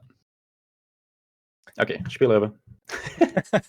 No, I think I think that You clearly have put a lot of thought into this and care about it. If one, you've been taking notes the entire time that we've been talking, and two, Yeah. you wrote out an entire script analyzing a lot of the points that Max went over in his video. Would you potentially be interested if we could get either Max or Automelogy or not Jebrim, he's not invited. Not Jebrim, no. But if someone from the HLC skilling side was interested, would you be willing to do a live debate or discussion with them to kind of go through some of these points in a more balanced format?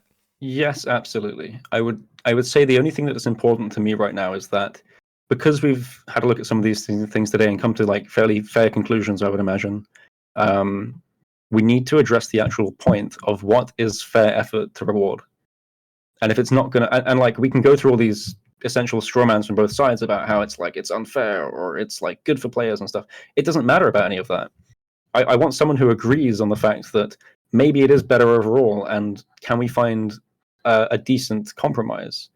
I'm willing to do the debate and stuff and all that. That's fine. Like, I'm probably gonna literally look up from my list of like 5-7 things and just be like, pick one off, because it's the same 7 arguments all day, every day. It has been on stream, it has been on Twitter, it has been on YouTube. So people are clearly, in the same way that like people are seeing this idea of 9-year-olds had a tougher mentality, you should just toughen up a bit. It's like, no, that's not actually really the case, and I can prove it to you. And I can do that for all 7 arguments and just toss it back at them. So it's a waste of time if I can do that. But I mean, maybe they'll bring up something that's entirely new, but it should be sound, reasonably sound, or justified in some manner. Some side note to this is that even if you justify something like that, it comes down to a lot of subjectiveness about what is actually fun in the game, I guess. And so you have to start from the perspective that players actually don't find skills fun. And if you can't agree on that, you're not going to be able to get anywhere. If it's someone that thinks that actually all skills are fun and players are just like 2 little bitches to get into it, you are not going to make headway or progress with them. So it depends who it is going to be. I'm willing to try it out, see what it's like, but they have to hopefully keep that one in mind. Yeah, well, okay, there you have it. If you're in the HLC skilling community, you're a content creator, hit me up on Discord and we'll set something up if you're interested. I think this has been a really good discussion, though, all the way through PVM, through the skilling stuff. Is there anything else you want to cover before we wrap up here? Honestly, we've covered a lot, to be honest. That was a good one. Give me a second. I don't think so. Of all the current issues, these are like the interesting ones, and we covered the PVM side of things pretty well. Honestly, not really. That was comprehensive. Cool, good. That means I did my job, so I'm happy. Yeah, more or less. Aaty, where can people find you on social media? Twitch.tv/Aatykon is where I stream every day, or more or less every day. I try to, but I'm terrible with planning and timing, and I like to sleep. Otherwise, Twitter, it's the same handle. It's just Aatykon, and same for YouTube as well. I have a Discord you can reach me on if you're interested in talking to me directly. I think I'm pretty good at responding to more or less every single person who reaches out in any format, and I think that's pretty important if I have the time to do so. So don't be afraid. I like discussing stuff like this. But be reasonable about it, be respectful about it, and that's about it. So yeah, Discord, Twitch, Twitter, YouTube, it's all the same /Aatykon except the Discord, which it's got a generic link on or whatever, you know. Awesome. And I don't know if you're if you were referring to the top Discord, but I will be putting that top Discord in the description. Different one, but yeah, definitely a good resource as well. Perfect. If you made it this far, consider leaving a like and subscribing on your way out, and let me know if you'd like to see more podcasts on the channel. A huge thank you to Aatykon for joining me. I'll be leaving links to all his socials below, as well as the link to his new Top Learner Discord. Please go show him some love. As always, thank you so much for watching. I'll see you next time.